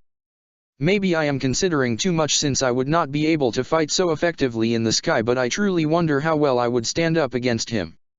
His greatest skill is in power and speed, while mine is in the strength of my defense. I see. If need be, how can we summon him? Jura pulled out the signal flare. This should be it. A burst of magic through it and it will send a blast of magic high into the sky before converting it into smoke. That is a relief to know. Jura's ears picked up the sound instantly. He knew what it was. It was the sound of a stopper being removed. He tried to react, but it was too late. He couldn't stop the smell from reaching him as such a small range. As quickly as it took to take a step towards Ichigo, he found his strength vanishing, collapsing down to one knee with only his staff to support him. His other hand fell lax and released its grip on the signal flare, the cylindrical object dropping innocently onto the ground. I wasn't sure what I was going to do to deal with you, said Ichigo as he leaned down to pick up the signal flare. If you had been at Makarov's level, I wouldn't have known what to do. It helps that you aren't as fast as Ichigo either, as I doubt I would have been able to immobilize him as easily as I have you. What is this smell? A magical parfum that saps the enemy's fighting spirit. You betrayed us. Ichigo removed the stopper of another test tube before releasing the smell towards Jura, the Iron Rock Mage, screaming out in pain. This scent stimulates every sensation of pain in the opponent. What does it feel like? Jura tried to fight it, but the pain was too much. It felt like every nerve was on fire, and before he could stop himself, he was falling, his staff discarded to his side. A puff of smoke happened around Ichigo before he vanished, being replaced by two small blue creatures, their appearances almost identical to one another. We're back. That Ichigo fellow only ever thought about perverted stuff. What a worthless adult. Now, came the sound of a voice. No complaining. Jura struggled to see the newcomer. What in the world is this magic? Oh, I just copied that dirty old man of yours. And thanks to that, I know everything. That really is a clever plan you all developed. Yeah, said one of the blue creatures. We can tell what the people we copy are thinking, finished the other. Jura looked up in shock, recognizing the woman from the photos they had seen. This was one of Oration Cease. Angel. Oh, said Angel suddenly. This means I've already gotten rid of two of you lot. I guess I'm winning the hunt. You. Angel laughed. Look at you. The unmovable Jura, down on the ground. All you children of the light should stay like that, else I'm afraid you'll have to face the judgment of an angel. Jura stared at her in anger before slowly trying to force himself upwards. Before he got far, a knife pierced his skin of his hand and stabbed into the ground. Jura roared in pain, but he lost the grip he had managed to regain on his strength and fell back to the floor. Sleep now, little child. Everything will all be okay soon. You'll learn to love the darkness soon enough. He heard her walking away as he slowly started to fall unconscious. Was this it? Was this all he could do? Defeated so quickly before he could do anything to help. He hadn't even been able to see through the disguise, and now Angel knew all their plans. She likely had someone nearby to relay them to, and then all would be for naught. And she had the signal flare too. Without it they wouldn't be able to call Ichigo in an emergency. She had effectively taken out two wizard saints in one go. Was this the end? Would they be unable to stop Nirvana from being released? No.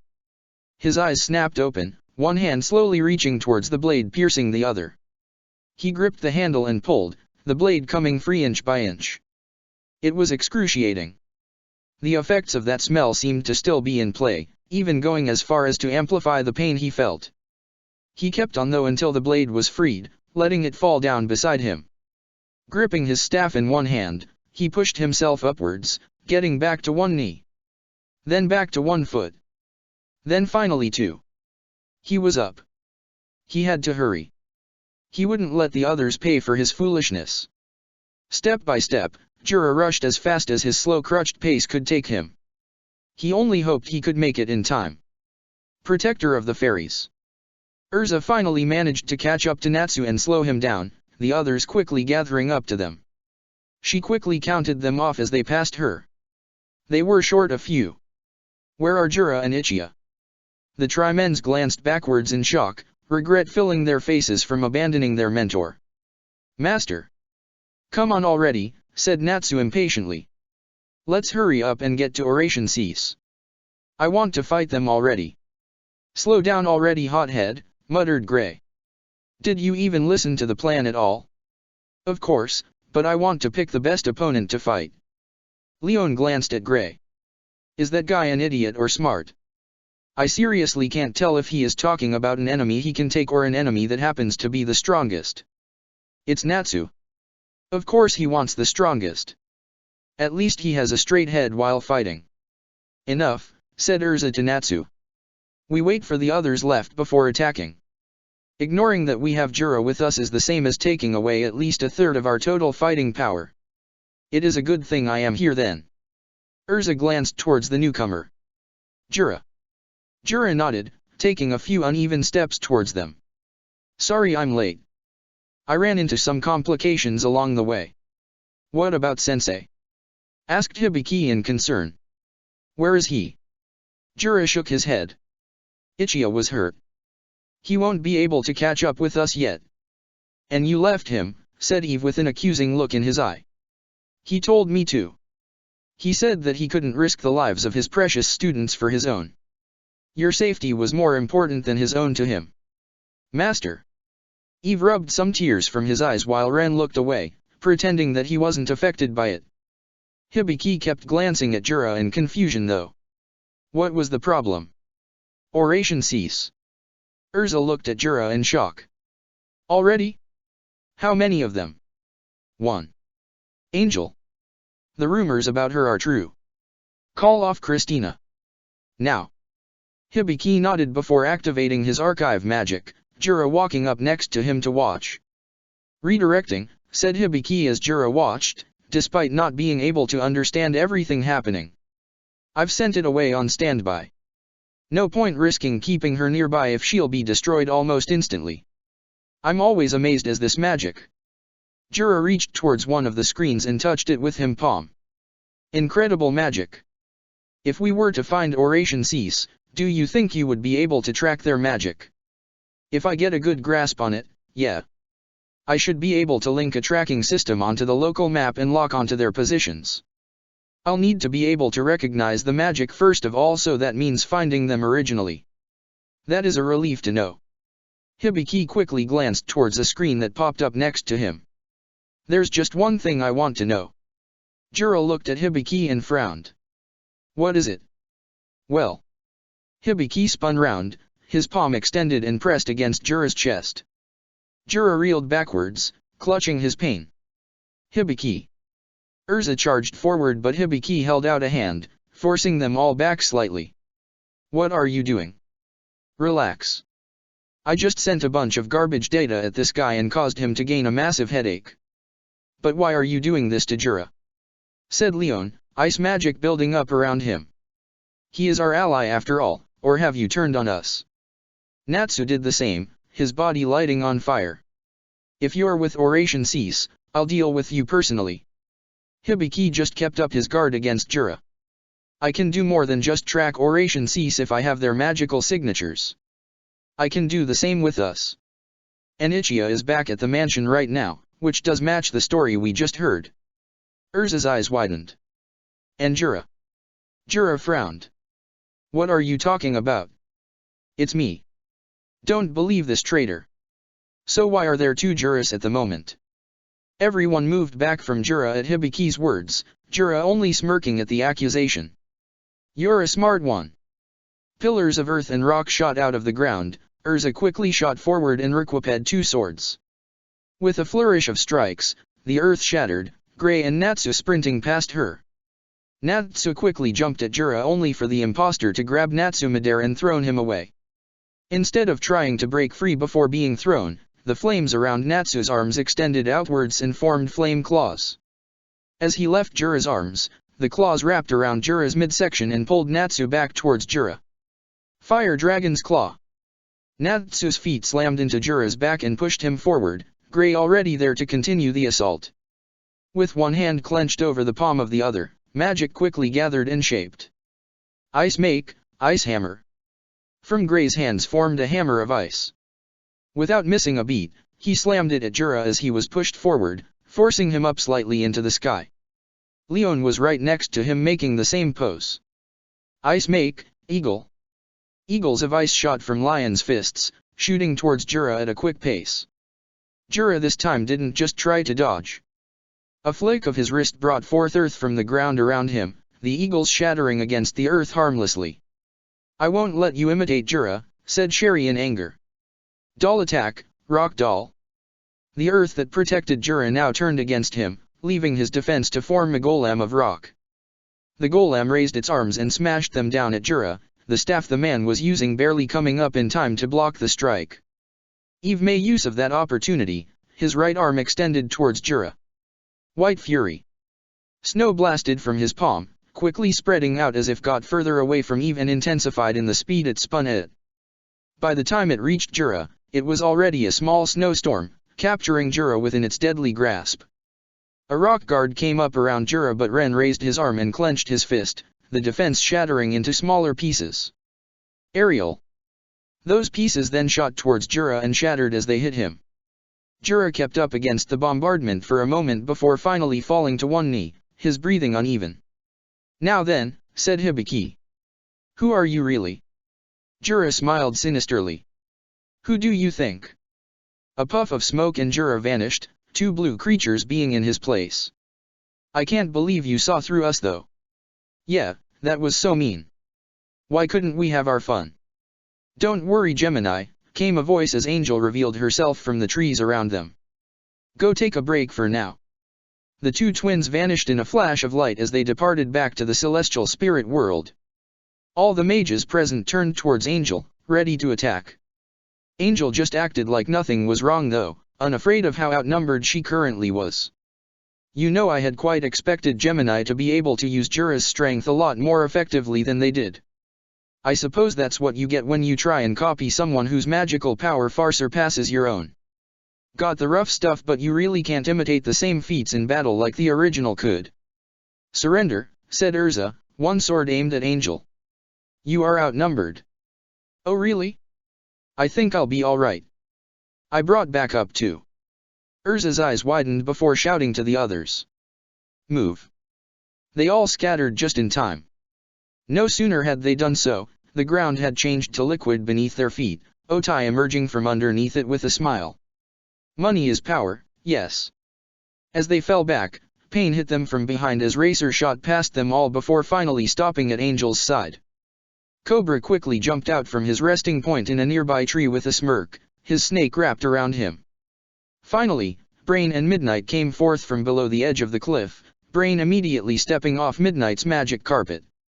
None of the light mages said it, but they all felt the same feeling. Dread. They had been warned of Oration Cease's strength. It was why they were to ambush them and fight on their own terms.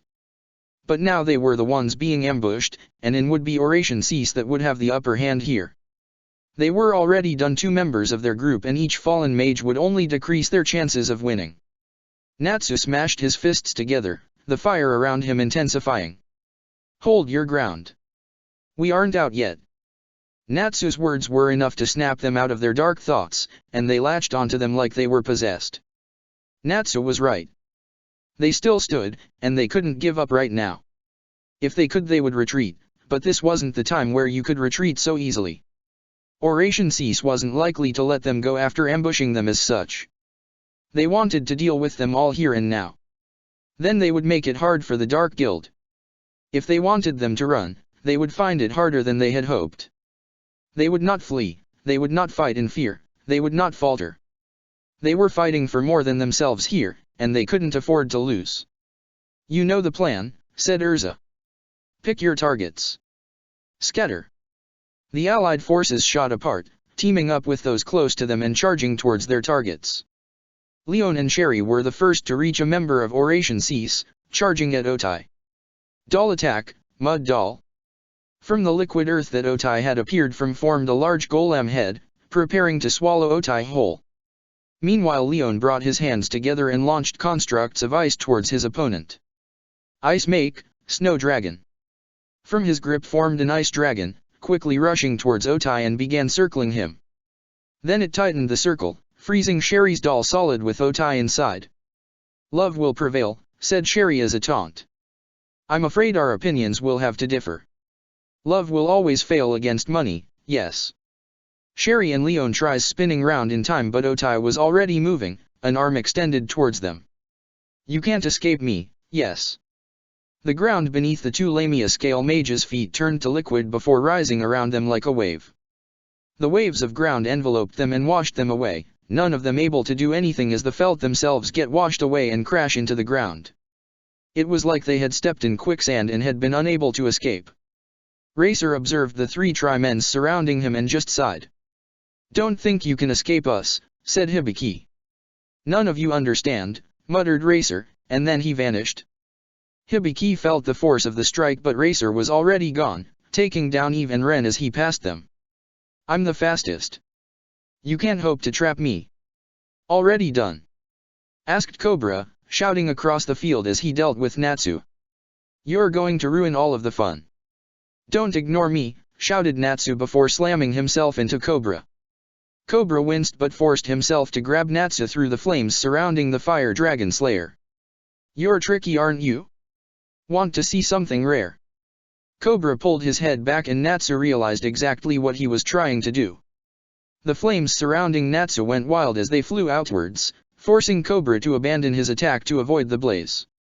Natsu quickly rushed him, two flame claw arms around his fists. As the arms shot forward, Cobra leaned to the side, each attack missing him by inches. His own arm shot out and grabbed hold of the flames before pulling, sending Natsu flying towards him.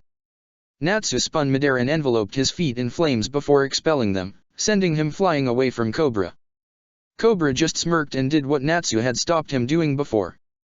Poison Dragon's Roar. A large dose of crimson energy shot from Cobra's mouth, spiraling around in a deadly stream. Natsu brought up his arms, flames wrapping around him. Fire Dragon's Wing Attack. The flames shot forward to battle the poison, slowing it down in its deadly path. It didn't stop it though, instead breaking through the flames and hitting Natsu directly. As the poison cleared, Natsu fell, coming down to one knee. "That's interesting. I had expected that to do more to you. Guess other dragon slayers would be a bit resilient, especially with those flames of yours." Cobra glanced towards Angel and raised an eyebrow. "You really got a lot of them angry, didn't you?" Angel shrugged as best as she could before blocking the axe of Lucy's spirit, Taurus, with her own celestial spirit, Sielum. The strange sphere spirit had transformed, changing into the shape of a large chisel that was acting as a sword for Angel. Taurus raised his axe for another strike, but Angel was quicker, spinning round and slashing through Taurus with ease. Next, she suddenly dodged to the side, Grey missing her by inches with a sword made of ice. "You're not getting away from me." Angel spun round, Sielum's blade smashing against Grey's ice one. "I'm surprised. That's some strong ice there. Exactly what I expected from one of that woman's disciples." Grey's glare hardened. "You know of her?" "Poor little child. A lot of people know of her. To be honest, I'm glad that demon finished her off. Saves us the problem of having to kill her later on." Grey saw red. He shot a hand forward, grabbing hold of Sielum. Freeze. Ice spread from his hand, covering Sielum completely. Angel quickly released hold of the spirit just in time. A second later and she would have been caught in the ice too. Attempting to take advantage of Angel's temporary weakness, Grey stepped forward towards her, his sword already slashing at her. In an impressive show of acrobatics, Angel jumped, flipping midair as she brushed past him. Grey realized too late as he saw a glint of gold that he had overextended himself. In a flash of gold light a dark-skinned man appeared, half his hair red while the rest was white. Angel landed softly on the metal-like tail, already aimed at Grey. The spirit didn't even need to be instructed, a blast of sand firing from his tail. Grey's eyes widened and he found himself blasted away, crashing into Lucy and knocking them both to the ground. Brain observed the whole thing with a calculating glare, not even bothered by Urza's flurry of slashes. "Is this really all you brought with you?" Urza snarled, her armor shifted and changing in a flash of light. The new armor that appeared was a very basic guard around her chest in a cheetah pattern with a bit of armor down around her legs and left arm. Brain raised an eye as he noticed the ears and tail that seemed to match the armor.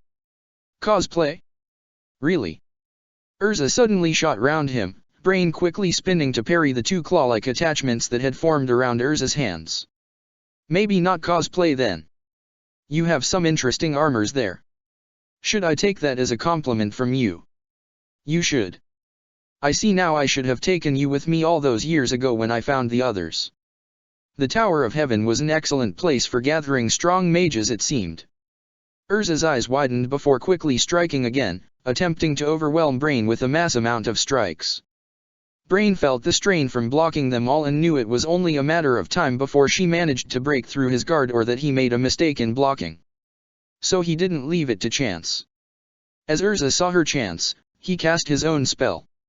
A transparent green barrier surrounding him, blocking Urza's sudden strike to her shock.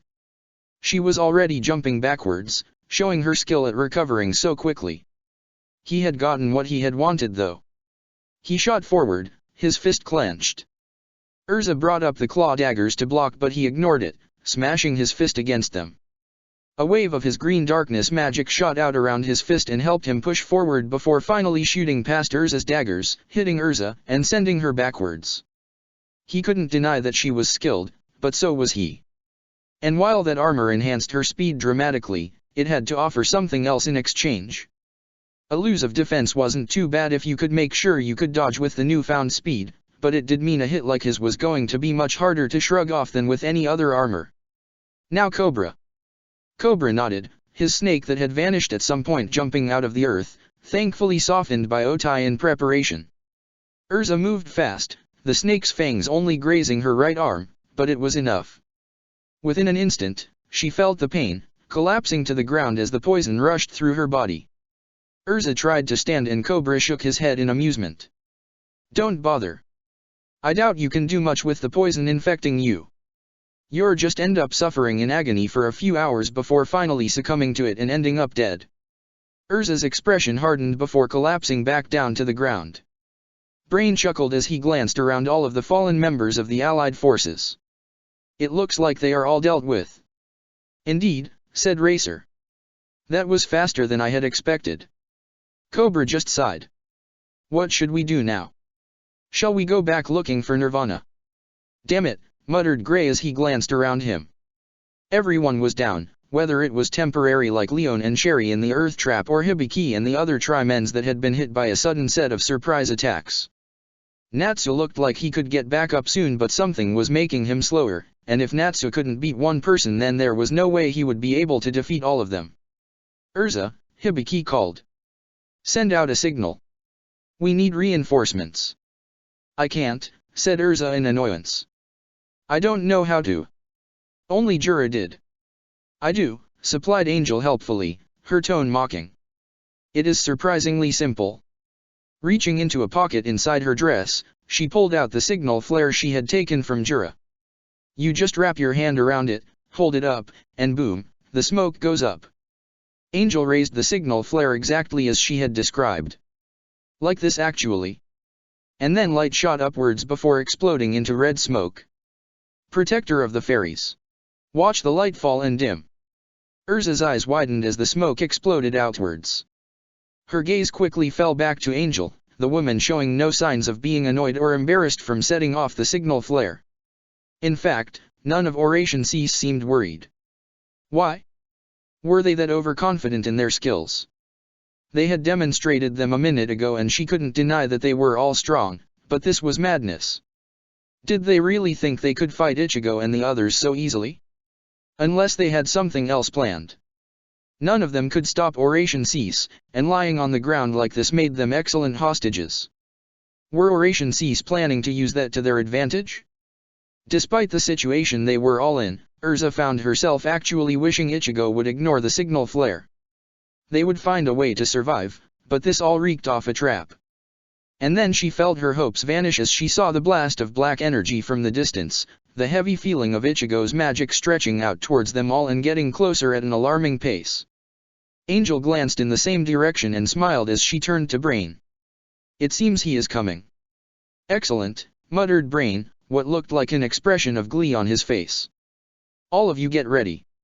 I want to speak with him first. You're sure he'll listen to you before attacking?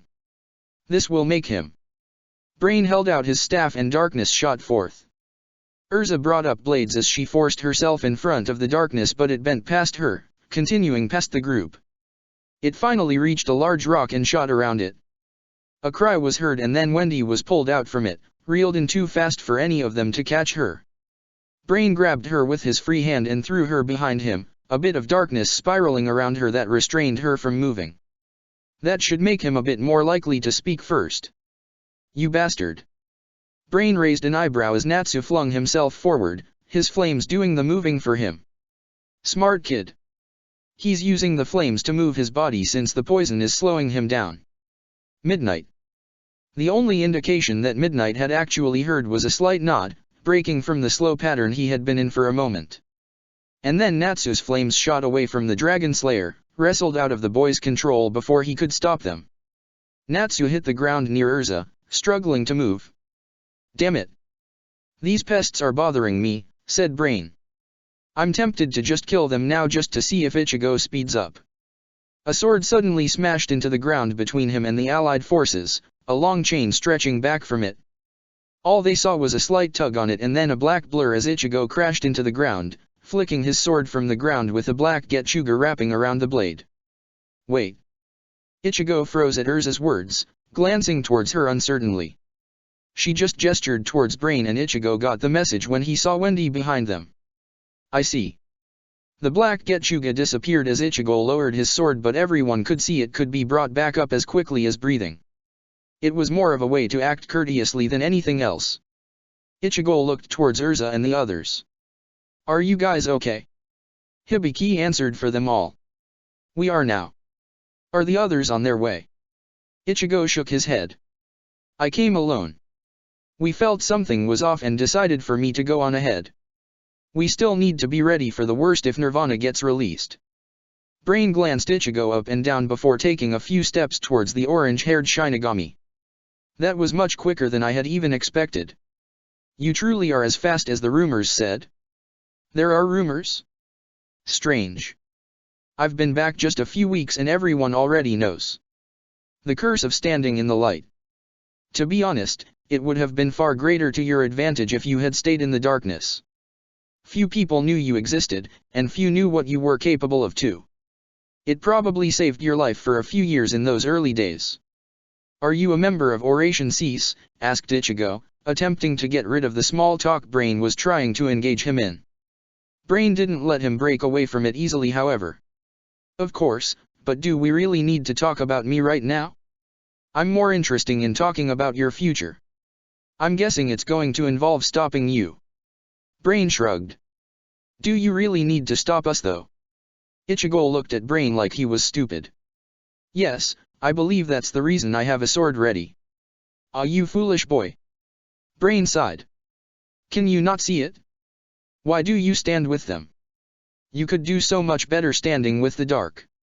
"Nice try, but I'm quite happy where I stand. For now, but you can't be dense enough to not be able to sense it. Your magic argues with you. It is so dense and heavy, but so dark too. Just standing this close to you lets me feel it. It's like a storm, devouring everything in its path. Don't fight it. Embrace that darkness. Do you try and recruit everyone you meet?" Brain sighed once more. "You must see it. Why is your magical power black like that? Surely you must be asking yourself that question? After all, there has never been a Shinigami with magic as black as yours is right now. To be honest, it even seems a bit hollow." Ichigo's grip tightened around his sword's hilt. Brain's words were hitting a chord with him. He already had the same suspicions Brain was talking about, and he didn't like hearing them out loud like this. "But you already know this, don't you? Just look at that reaction of yours. You're angry at me. You want to strike me down where I stand. You want to destroy my very being until there is nothing left. I wonder how much that thing influences you and how much of that darkness is actually your own." Ichigo brought up his blade, the point aimed at Brain. "Let Wendy go, and I'll let you leave for now. I'm afraid we won't be able to come to such a compromise. You see, we kind of need that little girl right now. Do you even realize what she is capable of? If any of you did, you would have never let me even get close to her." Brain glanced at Wendy. "The Sky Sorceress. The little girl who sees and hears the very movement of the air around us, and can manipulate it to her own will. And her gift makes her one of the most powerful healers to currently exist. She's a little girl. Let her go. She's not much younger than you were when you wiped out Poison Viper." Ichigo flinched. "You thought I wouldn't know who wiped them out? They served under us after all, yet that man didn't go to me in the end. He went to hell instead. Me and her are different." Brain glanced once more at Wendy. "I can see that. One too kind, the other too vicious. I want to see that side of you, the part of you that you didn't dare let out when you fought Laxastriar. Show me that monster. Go to hell." "Really? Such a shame. Maybe I can see the results I want to witness from someone else. I've heard of two lovely little girls that could be interesting to test. Twins in fact. Ichigo's eyes snapped to him in anger, his thoughts already connecting the dots. How do you know about them? Brain smiled. It wasn't very easy, but I have my ways. People will do anything, for the right price or motivation. Imagine my surprise when I finally worked out that name of yours, Ichigo Kurdash. Ichigo appeared right in front of him, striking down at the man. Brain dodged by a hair's width and jumped backwards, magic enhancing his steps to get away faster. Negotiations fell short then. Plan B. Darkness wrapped around Brain before he shot it towards Ichigo as a large beam, Ichigo bringing up the blade's edge to block the strike. Darkness trying to get past the small blade, but Ichigo had none of it, redirecting the blast upwards away from the people behind him. And then he charged forward, his blade slicing at Brain's throat. Brain's smirk was the only warning he got before a burst of pain flickered across his back. Racer shot round to attack again, but Ichigo was ready for him this time, his blade clashing against the knife Racer had pulled out. There was something strange about the blade. Bluish light flickered around it, and he could just about hear the sound of something being cut. Was that the air? Racer smirked. You aren't the only one who is fast. Clever. If you had used a normal knife, it would have shattered into pieces from my strike. Can you block this one though? As Ichigo pushed Racer back, he swung at him again from the left, Racer rushing backwards as the sword sliced past him. As Racer moved backwards though, Cobra filled in the spot, a hand of poison aimed straight towards Ichigo's unguarded chest. Ichigo was anything but slow though. He couldn't block it in time, but he had other ways to avoid it. He just had to dodge. Cobra's punch met thin air, but Cobra kept smirking, Racer suddenly making himself seen as he appeared above Ichigo, slashing downwards. Ichigo rolled, his blade flicking upwards and almost hitting Racer. It was only Cobra's timely intervention that saved Racer, quickly grabbing the mage in midair and pulling him out of the way as Ichigo's strike flew past them. Ichigo observed the two mages carefully. They were trouble. One was fast, almost as fast as he was. He had to keep an eye on that one, as even with weaker attacks a good clean hit would be all the man would need. Then there was Cobra. The magic from that guy was strange, something he didn't want to get hit by. Cobra was meant to be a user of poison after all. But the way he had saved Racer from being taken out was strange. Cobra hadn't hesitated for a moment. It was like he had known it was going to happen. His magic flickered to life around his blade as he brought it back, black energy wrapping round it. Getchuga! Brain's eyes widened as he shouted towards midnight. Wake up! Tenshou! The energy flew forward, the crescent blast of magic preparing to smash into Cobra and Racer. Why weren't they moving though? They should have at least tried to block it somehow, if just to minimize the damage. And Racer should have been able to dodge. The man should have been fast enough. And then the energy flew past the two mages. Ichigo's eyes widened. That shouldn't have happened. It should have hit them. What happened? His gaze flickered towards the now awake Midnight, who stood on the magic carpet that he had previously been asleep on. One of Midnight's arms was extended, his palm open towards the previous path of the Getchuga Tenshou. Had Midnight done that? Changed the path of his magic so that it hadn't hit the other Oration Cease members? What kind of magic let you take control of someone else's magic? So it looked like he wouldn't be able to use Getchuga Tenshou at range as long as Midnight was in play. He would have to change that then. Cobra charged in once more, surprising Ichigo as the poison user dodged each of Ichigo's counter strikes. At the same time, Cobra found himself unable to land a hit on Ichigo too. But he still smirked. He didn't have to land the hit. Racer kept up his assault from behind, jumping in and out of the battle when he was sure he could get close enough to be able to slip past Ichigo's guard. The wounds weren't deep, and they kept healing too, which annoyed him, but he was still landing the hits. As he charged in once more, he saw Cobra's eyes start widening and his mouth opening.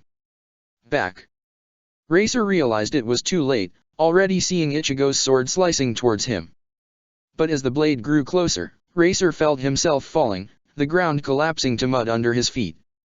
He let it take him away, swallowing him and taking him away from Ichigo's range. He shot back out of the ground by Otai, giving a quick nod of thanks to the large man. In that gap from Racer's assault though, Ichigo rushed away from Cobra, his path taking him towards Midnight.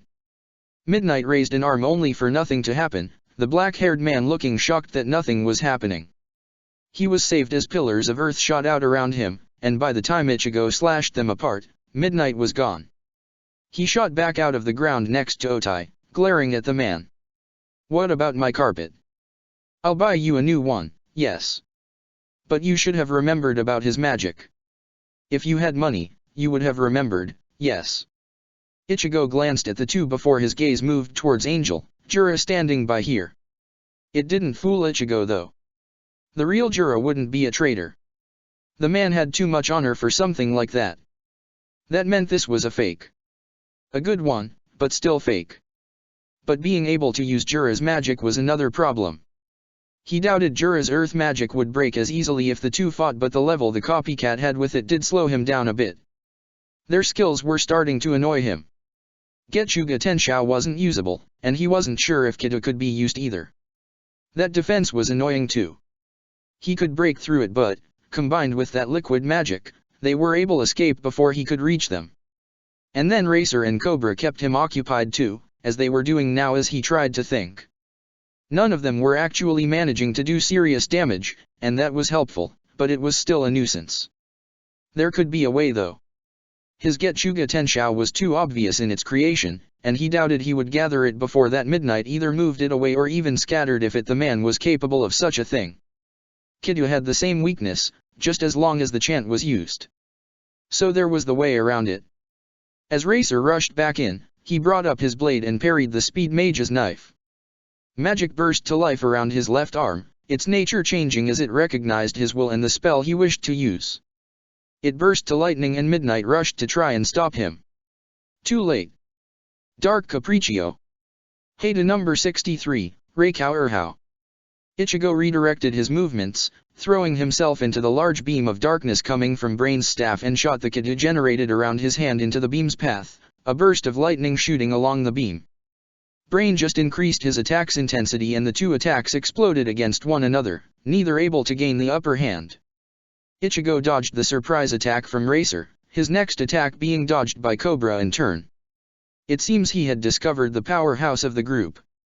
And it looked like if he tried to do anything too big, Brain would simply launch a blast towards the rest of the others. He glanced at his fellow mages from the corner of his eye. They were still recovering. Leon and Sherry were still struggling to free themselves from the liquid they were in, as if it had been created like that to delay them as long as possible. The Trimens were all battered, showing that they really weren't good at taking much of a beating. Unless it had been from Racer, because a fast hit like that could do a lot more damage. Lucy and Gray looked to be in best condition out of all of them, but he doubted Gray could block one of Brain's attacks so easily, and Lucy was too new to magic. He doubted she had a spirit that could help here against so many strong mages. He kind of wished Natsu and Urza would recover soon, but it seemed that whatever was affecting them was stronger than they had expected. Urza was slowly looking weaker, while Natsu was forcing himself to move by a mix of sheer will and physical flames. Not the situation someone should fight in. Now he regretting coming alone without Shinji and Taoshiro. One of them could have helped take the pressure off, but none of them could have predicted this outcome. All of Oration cease at once. They had meant to be the ones doing the sneak attack. And then all of Oration cease vanished, sinking into the mud before shooting back out moments later around him, still keeping a distance to stay out of his reach. He instantly spun as they shot round and launched a silent Getsuga, but Midnight was still ready, the attack breaking apart as it flew through the air. Each swiped towards him as chains shot out from their hands, each wrapping around a different part of his body. Ichigo tested the strength of the chains, seeing how much effect it would take to break them. They were certainly strong, and the way they trapped him made it harder to move Tensou Zanjutsu around to shatter them. "So what now?" he asked. "You've trapped me, but for how long?" Brain raised his staff. "Long enough." Purple seal patterns appeared in front of the staff, one in front of the other till there were 3 created. Ichigo glanced at them in worry. What the hell?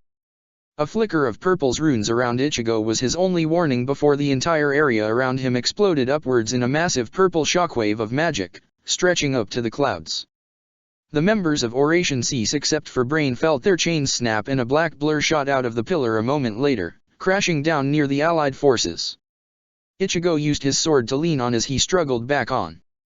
He ignored the gasps of shock from the mages behind him. He knew that attack had done a lot to him. Half of his Bankai's clothing had been ripped to shreds and the other half wasn't in much better condition. What probably shocked them the most was the blood falling from the wound where the lower half of his left leg should have been. Ichigo. He held out a hand, stopping Gray from running towards him. Don't worry. I'll be fine. Don't be an idiot, Gray tried to argue. You can't fight with only one leg. Or can he? Said Brain, interrupting whatever Gray would have said next. Brain looked more amused than disappointed, glancing at where the remains of Ichigo's old leg had been. I'm surprised this is all the damage you sustained though. We all pooled a lot of magic into that seal. Amaterasu isn't exactly easy to use, even when it's only Formula 28. Brain glanced back at Ichigo. But then that your Bankai's power is speed, isn't it? Sure, your physical body is enhanced too, but it isn't the same. The jump in power isn't very high and it is more like body reinforcement than anything else. I am surprised that you would sever your own leg so easily though, even if to escape. That ease implies practice. Ichigo grunted before a pale bit of flesh shot out of the wound, stretching down and extending outwards, and Ichigo's leg reformed before them all. I've had a bit. Brain's smile widened. Instant regeneration. Strange though. I'm sure I heard that you. What do you and the other Shinigami call yourself? Vizards? I'm sure you needed to materialize a mask for your abilities to work. And you would know how. Oh, just something I heard of recently. Quite interesting, don't you think? A bit off from the truth. Maybe. Or maybe the scales are so closely balanced that the two naturally flow into one another. Brain brought his staff back up. Never mind though. I think it's time we ended this fun. Shall we? Ichigo rushed forward, black energy springing to life around his blade as he lunged at the closest, in this case being Midnight. Midnight was immediately swallowed up by the ground once more as he made his escape, but Ichigo still had other targets available. Kicking off the air, Ichigo changed directions suddenly, pushing himself faster and faster. If they kept vanishing, he'd take away the one who did that. He'd defeat them one by one if that is what it took, or even just hold out long enough till Shinji Inevitable decided to show up. That Amaterasu spell had to have sent off alarm bells for his fellow Vizard. As he reached Otai, the fake Jura brought up the rock wall again. Ichigo pushed himself faster though, slicing through the rock like butter as he pushed through. His hands grasped forward and missed Otai by a second. Pulling his hand back, Ichigo glanced at the hint of orange hair in his hand, Otai appearing at the far end of the field with his hair a bit messed up. He was getting the timing down. He had to go faster. That was the best way to catch them. Go fast enough that they couldn't escape. Before he could chase after another, Cobra was engaging him in close quarters, desperate to land a hit. Ichigo moved faster, dodged each strike with ease. Yet with the return of Racer's attacks from behind once more, Ichigo found it harder and harder to deal with them. It was like a stalemate, neither side able to press the advantage. That meant he had to simply move faster. Whatever Cobra was using to predict his movements wasn't enough for Cobra to land a hit, but it was enough to dodge. If he moved fast enough, then he'd remove that advantage from Cobra. So he let himself keep at his current speed, letting the two mages around him adjust to his speed. And no matter how fast Racer said he was, there was no way that he would be able to beat his top speed. Cobra's strikes got closer and closer, Racer's attacks doing the same. Cobra's snake even shot out of the ground to join in. Ichigo kept dodging, letting them fall into his trap. No matter how fast they could react, he'd need only a second's distraction to deal with Cobra. And as Racer and Cobra overextended their latest attack, Ichigo made his move. He spun round, blocking Racer's to send the man off balance, and then moved, rushing straight past Cobra to behind the man. He could see the widening off eyes from both Oration Cease and the mages he was trying to protect, even from those who had already seen the phantom step. His blade came round, attempting to take down Cobra in that brief moment. The blade swung straight through the air, hitting nothing. Ichigo's eyes widened like the others had before, Cobra crouching right below the path of the blade. How? How had Cobra dodged? That distraction that he had planned to use to his advantage instead became Cobra's, his snake lunging and stabbing its fangs into Ichigo's chest. Ichigo struggled back, ripping the snake from its grip on him and chucking it away. Cobra slowly turned round and Ichigo realized what Cobra had done. Cobra slowly opened his eyes and smirked. That's a brilliant trick there. I honestly would never have reacted to it in time if I hadn't realized it was coming. The danger anyone faces when fighting you is seeing that technique. See it and you get shocked, unable to move in time. So I closed my eyes. That doesn't explain how you knew where my strike was coming from, Ichigo snarled out, a hand clutched to his chest in pain. Why wasn't his regeneration stopping the pain? I hear you. You movements, your breathing, you very thoughts. It was a simple matter to just listen. I did wonder when you would finally decide to use it though. You kept us waiting quite a while. You dash. Ichigo couldn't say any more as he collapsed to the ground, his body shaking slightly. Brain took a few steps towards Ichigo's body, satisfied that he wasn't getting up any time soon. Excellent work, Cobra. It seems the reports were correct. A step so fast that you don't even see him move. You bastards. Brain leaned backwards, a sword slashing through the ground of where he had been. Shinji spun round, positioning himself between Ichigo and any member of Oration Cease. What the hell have you done to him? Brain raised an eyebrow. He's simply poisoned. He'll wither in pain for a while, and then he'll die. Shinji shook his head. You'll have an antidote. So which of you has it? And let you hunt that individual down. Brain laughed as he walked back towards Wendy. You have to be joking. He reached a hand towards Wendy and picked her up, throwing her over his shoulder. Of course, you could always ask this girl to save him. You leave her alone. Brain glanced at Urza as she struggled towards them. I'm afraid we need this little girl for a while. I'm half tempted to give her back after I'm done though. I see the look she gives that friend of yours. She's afraid. I wonder though. If I left her here, would she even heal him? Imagine how you all would react. The rest of Oration Cease gathered around Brain as he raised his staff, darkness magic gathering around it in intense amounts. But Nirvana awaits us. I'll just deal with you trash and we'll be off. Darkness plunged forward, surrounding them on all sides as it closed in further and further. Brain watched as it swallowed the ground before turning and leaving. The rest followed after him, the battlefield littered with no bodies. They all knew what Brain's darkness magic could do. If he so wished, he could swallow things whole into it and let them be destroyed by the souls trapped within it. So none of them questioned an empty clearing. It was only once they all left did the ground start splitting open, small grave-like bunkers freeing the mages that had been trapped within. That was close, said Hibiki before glancing at their savior. You got here just in time, Jura.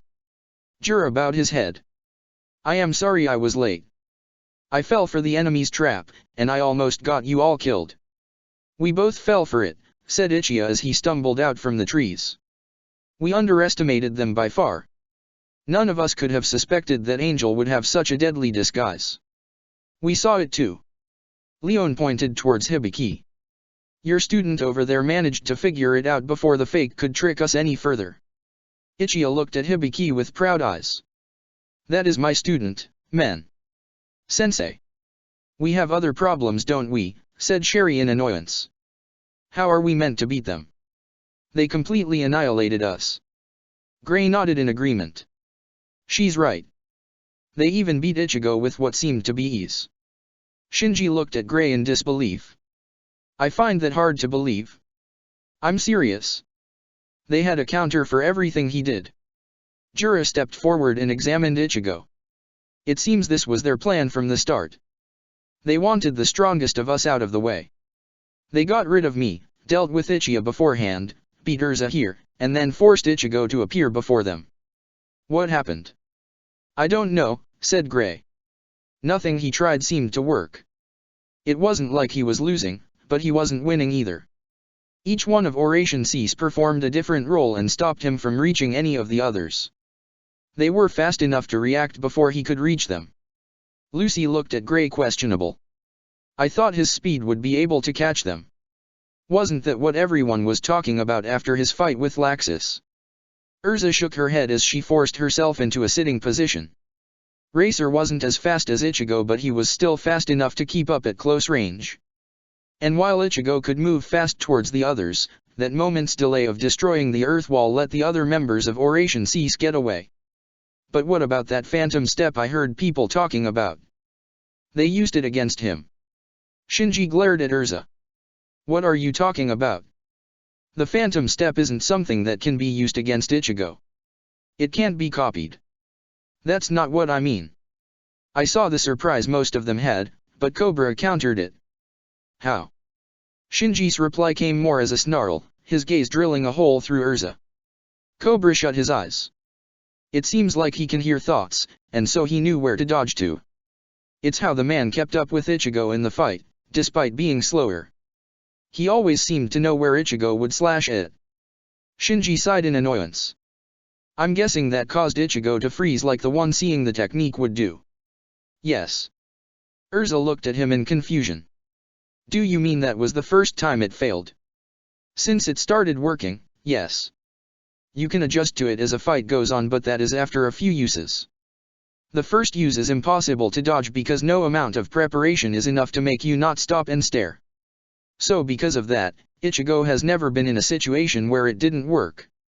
And trust me, we've done a lot of testing on it. Well, this time it did. Shinji glared right back at her. Tell me something I don't know. Enough. Jura stepped between the two. This is not the time to fight between one another. Whatever happened, Ichigo's technique didn't work. From what I saw at the end, the snake cobra had bit him. I assume that was when you arrived. Shinji nodded. The bastard dodged my strike. I would have loved to have killed them just then. Urza hardened her gaze. You would kill someone so easily.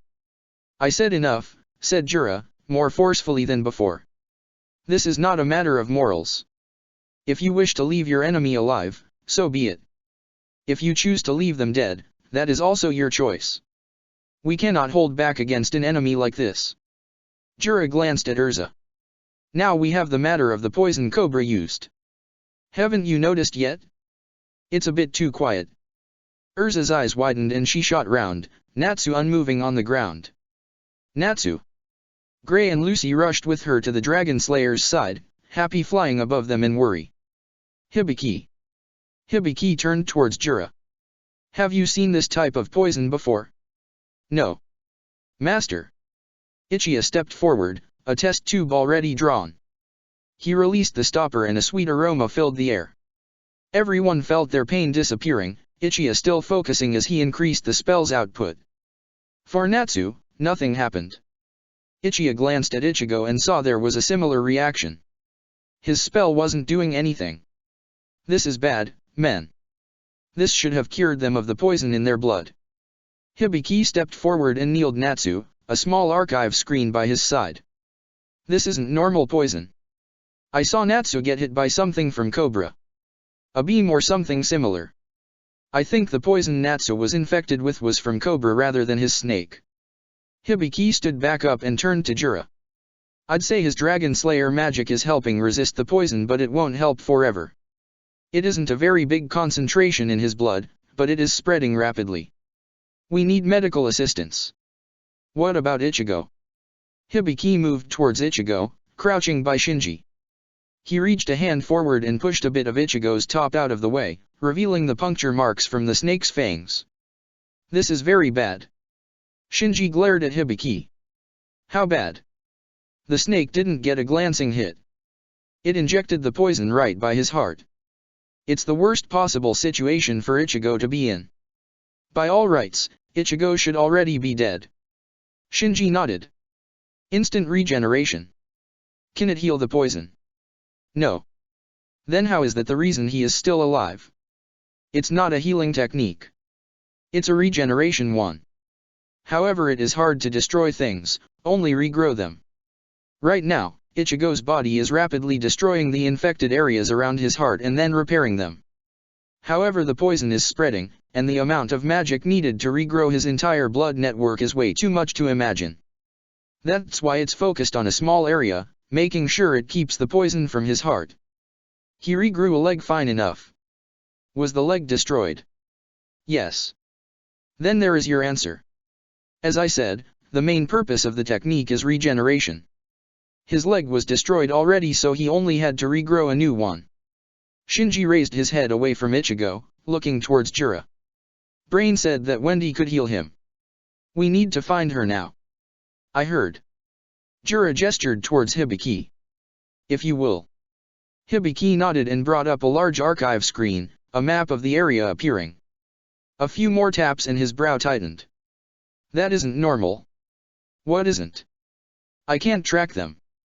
Their magical signatures are being blocked from my archive. We don't need them, said Shinji. Track Wendy. That's how we'll find them. Hibiki nodded again, going back to the screen and pressing a long set of buttons. I think I've got her. North a bit, quite far into the forest. Possibly their base. Good.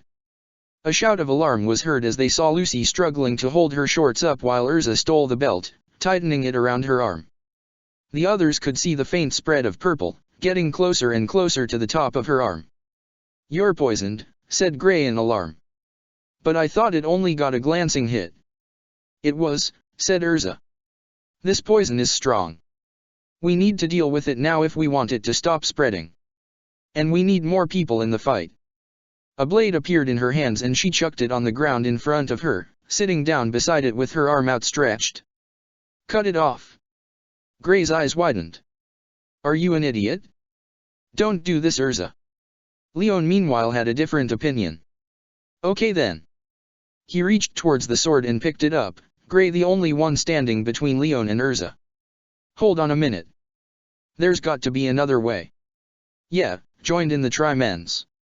They tried to get closer to stop Leon, but Ichia held them back. Master. This is her choice. We can't interfere, as much as I myself want to. Jura held back Lucy too along with Happy. Ichia is right. This is Urza's decision. Move aside, Gray, said Leon as he slowly started walking forward. I won't let you. What do you value more? Her arm or her life? I told you, there has to be another way. We can get Wendy like we're doing for the others. Urza scoffed. We're running short on strong fighters. I can't sit here and wait while the rest of you charge into battle. And I can't fight with poison in my veins. Urza glanced at Ichigo. Besides, who knows how much magic Wendy will need to use. Ichigo is in fatal condition and Natsu could follow. Ichigo once taught me how to use a sword, likely leading to the reason I am alive. I rely on my skills each day, and he started me off with them. The way I see it, my life could have already been forfeit. What is an arm when he made sure I would end up living to this day? Damn it, Urza, said Gray. You can't ever get your arm back. If you lose it, it's gone. Ichigo only taught you. You don't need to feel like you need to sacrifice your arm for his sake. Move, Leon demanded. Gray charged forward, grabbing the blade and freezing it. Leon struggled to pull the blade free but he couldn't. And then they heard a cry of pain. Gray separated himself from Leon, charging towards Urza as he saw the severed limb fall to the ground. He brought his hand up quickly to Urza's injury and froze the wound shut, stopping the blood from escaping. Damn it, Urza. Gray glanced upwards at the one who had cut off Urza's arm, locking eyes with Shinji. Why? It's her choice. We need more strong fighters on the field. Oration C's tried to get rid of all our aces, so we need as many back in the field as possible. If she wanted to sacrifice her arm to help the rest of you, then I would gladly help out. Urza glanced at Shinji. Thank you. No problem. That should deal with the poison. Once we find Wendy, we'll get the others healed too. Shinji turned on his heel and started to leave. Gray called after him. Where the hell are you going? Me? I'm hunting a certain snake. Protector of the fairies. Let me out.